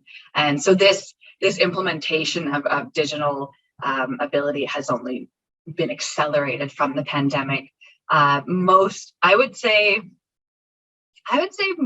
60 to 70% of advisors work from home or decide that they want their own storefront or brick and mortar office, if you will. So they have that ability to design the office the way they want, design their home the office the way they want, have people or meet people, and it hasn't gotten in the way of anyone's success or growth. In fact, I would argue that what I saw is an increase in people's willingness to meet because it was convenient to meet online.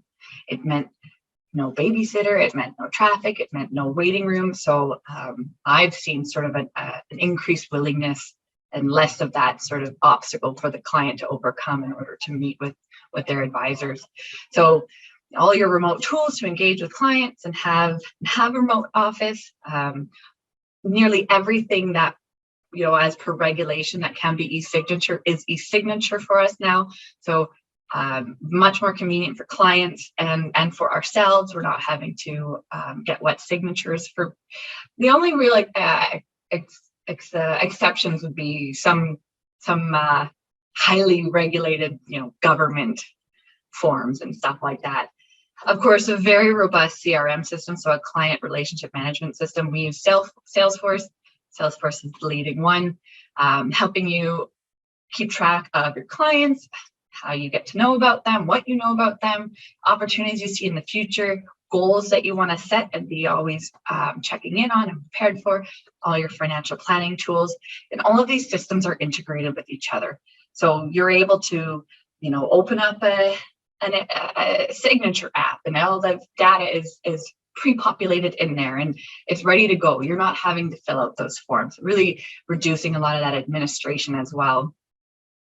And then, of course, your continued professional development, all of that can be accessed virtually if that's your choice. In various modes. Well, next, everyone's favorite, how is an advisor paid? So our compensation overview. Our compensation grid at Sun Life is the most competitive in Canada currently. Upfront commissions on all sales, as well as ongoing trailers. So a consistent income stream that's reliable with all your bonusing and commissions and upfront sales on top of that. Numerous bonusing and recognition awards, you know, big ones annually, quarterly, monthly, but even weekly, right down to you know, just our office's level, weekly awards and whatnot all the time. In fact, right after this, I'm going to go be doing a summer sizzle draw where we got a barbecue and a deep freeze, and it's full of steaks and lobster tails and all of that. So I got a draw to go and do right after this presentation. Our advisors also have access to group savings plan, stock ownership programs, great benefits, and those are supplemented from Sun Life, so they're not 100% paid up by you, they're supplemented. And then another very unique thing about Sun Life is what we call core, so commissions on release. If an advisor has built up their practice here and decides they are ready to retire, or they want to take a sabbatical, or they are moving to a different company, there is a vesting period of 8 years. And once you've hit 8 years, you're 100% invested. You start being vested at year 3, and you are paid for 10 years the market value on that block of business that you held, you serviced, and you built. So it's in many of these industries, you know, pensions aren't always a thing when you're self-employed, but this is a way to make sure people have, they're rewarded for all their hard work, the time they put in, regardless of if it's, you know, time to stop working or time to move on. There are some actually really exciting changes to our compensation structure as well. So, you know, currently this will maintain, you know, $2,000 signing bonus. Everyone gets a $5,000 establishment account. So that's to pull from if you ever need it. You know, if you had a month where you couldn't work, or you had to take care of somebody sick, that account's there. And should you never use it in 2 years, it's just paid out to you. Or if some of it's been used, but there's still a balance sitting in there, it's just paid out to you. Of course, a lot of professional development bonuses and our productivity bonuses. So in your first 4 years, there's multiple ways to qualify for all sorts of productivity bonuses that go all the way up to $12,000. I'll show you a little bit about the personal development. So if you achieve any of these designations, and of course the most common that's sought after in our industry is the certified financial planner or a certified life underwriter. Many of our advisors strive for actually both of those throughout their career, and so they're bonused. There are bonusing awards for these different kinds of designations that you can achieve, and multiple. But we're also having some major changes and really improving upon the compensation structure that starts January 1st. And one that I'm most excited for is this productivity bonus. This is the only one going away. All the other ones are staying. But it's going away and being replaced with this model where when somebody's establishing themselves in the first year, they're paid that monthly income of $2,000. But they're also given their block of business to work from. There's an income stream within that, and then all their organic, you know, commissions and growth on top of that. So, and none of that gets clawed back. So this is a way for Sun Life to really help support those in their growth phase. It keeps you working hard to grow your business and establish yourself, but not fearful, of next month. And as you grow, so in your second year, it goes down to $1,500, and in your third year, $1,000 a month. So, and if you do the math, that equals a heck of a lot more than $12,000 bonus. Just a little bit about Sun Life. I don't want to go too much on it. We all recognize the brand. In BC, 1 in 3 people have a Sun Life product, and Sun Life has the largest pension for all of Canada for private. So not government, not municipal, but for private companies, Sun Life runs the largest pensions for the most amount of Canadians. Of course, we've got 2,500 advisors across the country. That actually used to be a lot bigger, and we sort of scaled down. And I know the industry did in general, across the board with, all the banks and all the financial institutions, or people got more specialized and were able then to do more. Sun Life was actually established in 1865. Does anyone know when Canada was established? Anyone? Canada was established in 1867. So Sun Life is actually 2 years older than Canada is as a country. And Sun Life was developed and created the very first Canadian life insurance policy. So prior to that, they would have been British. And Sun Life, the founders of Sun Life said, nope, Canada deserves Canadian life insurance, our rules and our regulations. We also have a global presence. So right back to the 1880s and 1890s, Sun Life expanded into China, Indonesia, or Philippines, that whole side of the world, and has continued into Europe, into South America, of course. So we really have a reach in all of the corners of the world. And our mission statement, which I actually really love, is we help Canadians achieve a lifetime of financial security and live healthier lives. Now, I can attest to that last part. That seems like, oh, is that just thrown in there for fun? And the truth is, I've spent some time at multiple different companies, and I've never seen a company who really put, how do I say this properly? Like, really stood behind their promise of mental health support and mental health understanding. I've seen some companies sort of tout it. It's kind of a marketing thing, and I've gone and worked for them and thought, oh, I don't actually feel supported. And I need some support. I'm overworked, or the pandemic, or whatever it is. And then since being here, I have had more resources than I could imagine, and coming in various forms. So I feel more supported than I ever have before. So when they say not only financial security, but live healthier lives, I believe it. So that's it. That's the rest of my presentation. We definitely do things a little differently. I would be the one interviewing people, coming to meet you, having a coffee with you.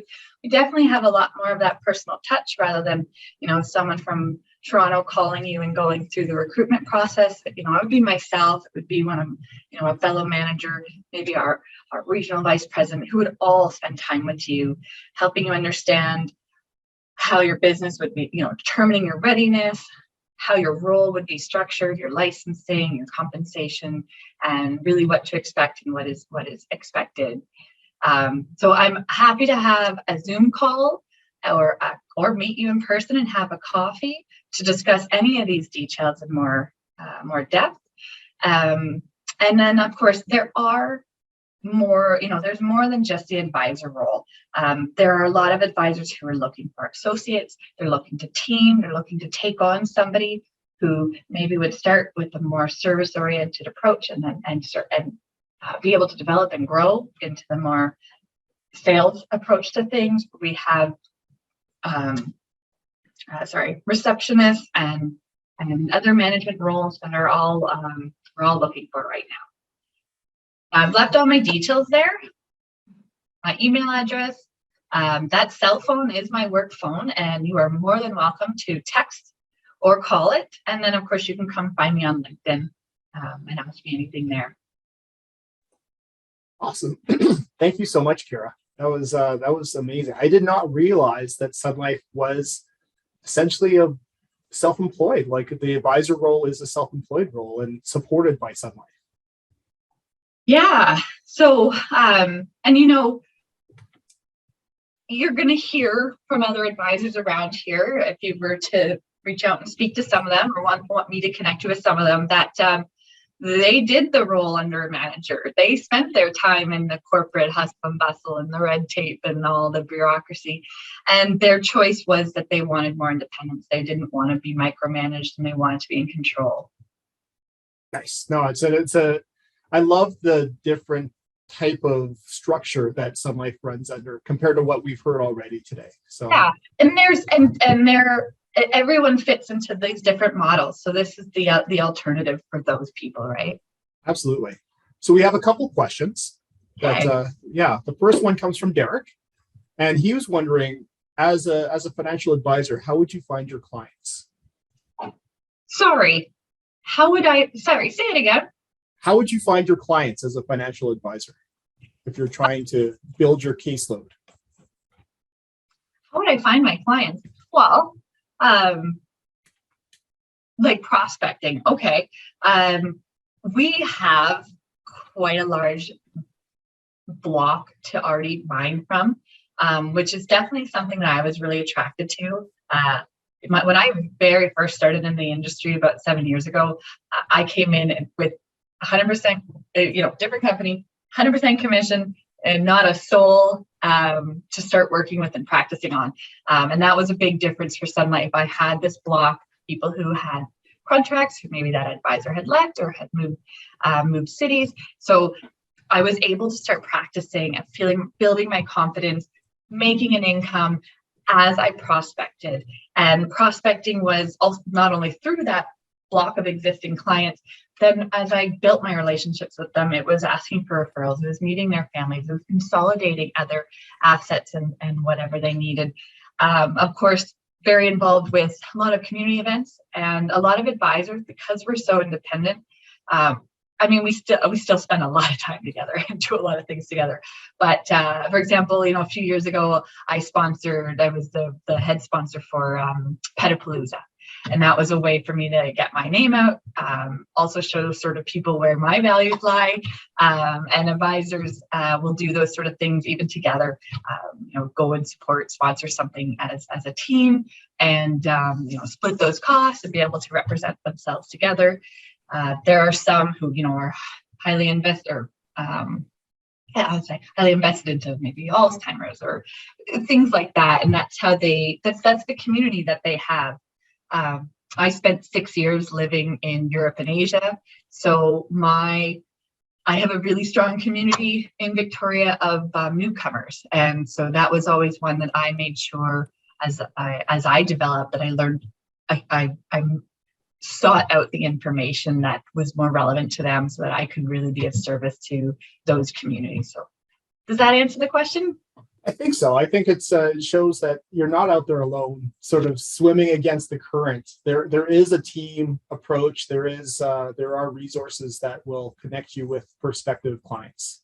Yeah, and people find their way. So, some people maybe they don't go to any networking events. Well, there's probably lots that don't go, but they find their prospects and they find their growth through those they're already servicing, their families, their communities. And as you build up that confidence and you know what you're asking for, it gets easier. It starts to snowball. Absolutely. Okay. The second question we have here, and this is from Preston, is compensation structure fully commission based? And then there's a second part to it. And is there other expenses that Sun Life Financial bracket in the self-employed role one as described expects your agents to take on in order to perform the role? Example, monthly subscription to the CRM system. So with all these tools, all the financial institutions that come with that uncapped ceiling of commissions, you're going to have some expenses. So there, your robust specialists and all that, there's a monthly subscription. And as I mentioned, Sun Life also tries to throw as much at, especially the establishing people that are the developing advisors, to cover that and offset those costs. But you are sort of paying your subscription for all of that service technology. And it is much lower than quite a few of our competitors. And then the other, as I've mentioned, but just to be more clear, we don't set anybody up with nothing.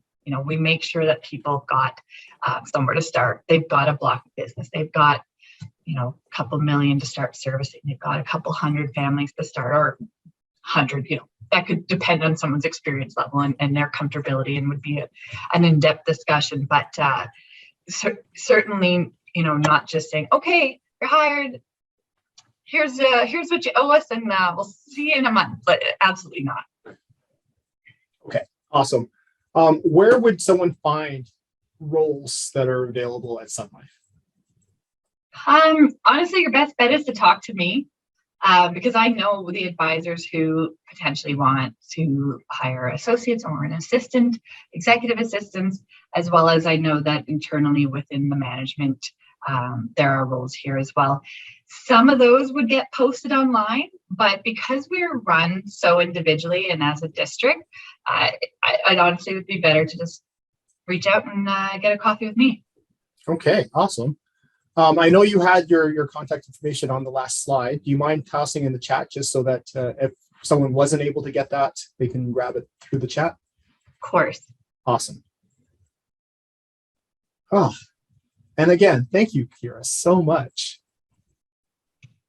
It's really cool seeing and hearing a different perspective and a different way of running a business in the financial sector.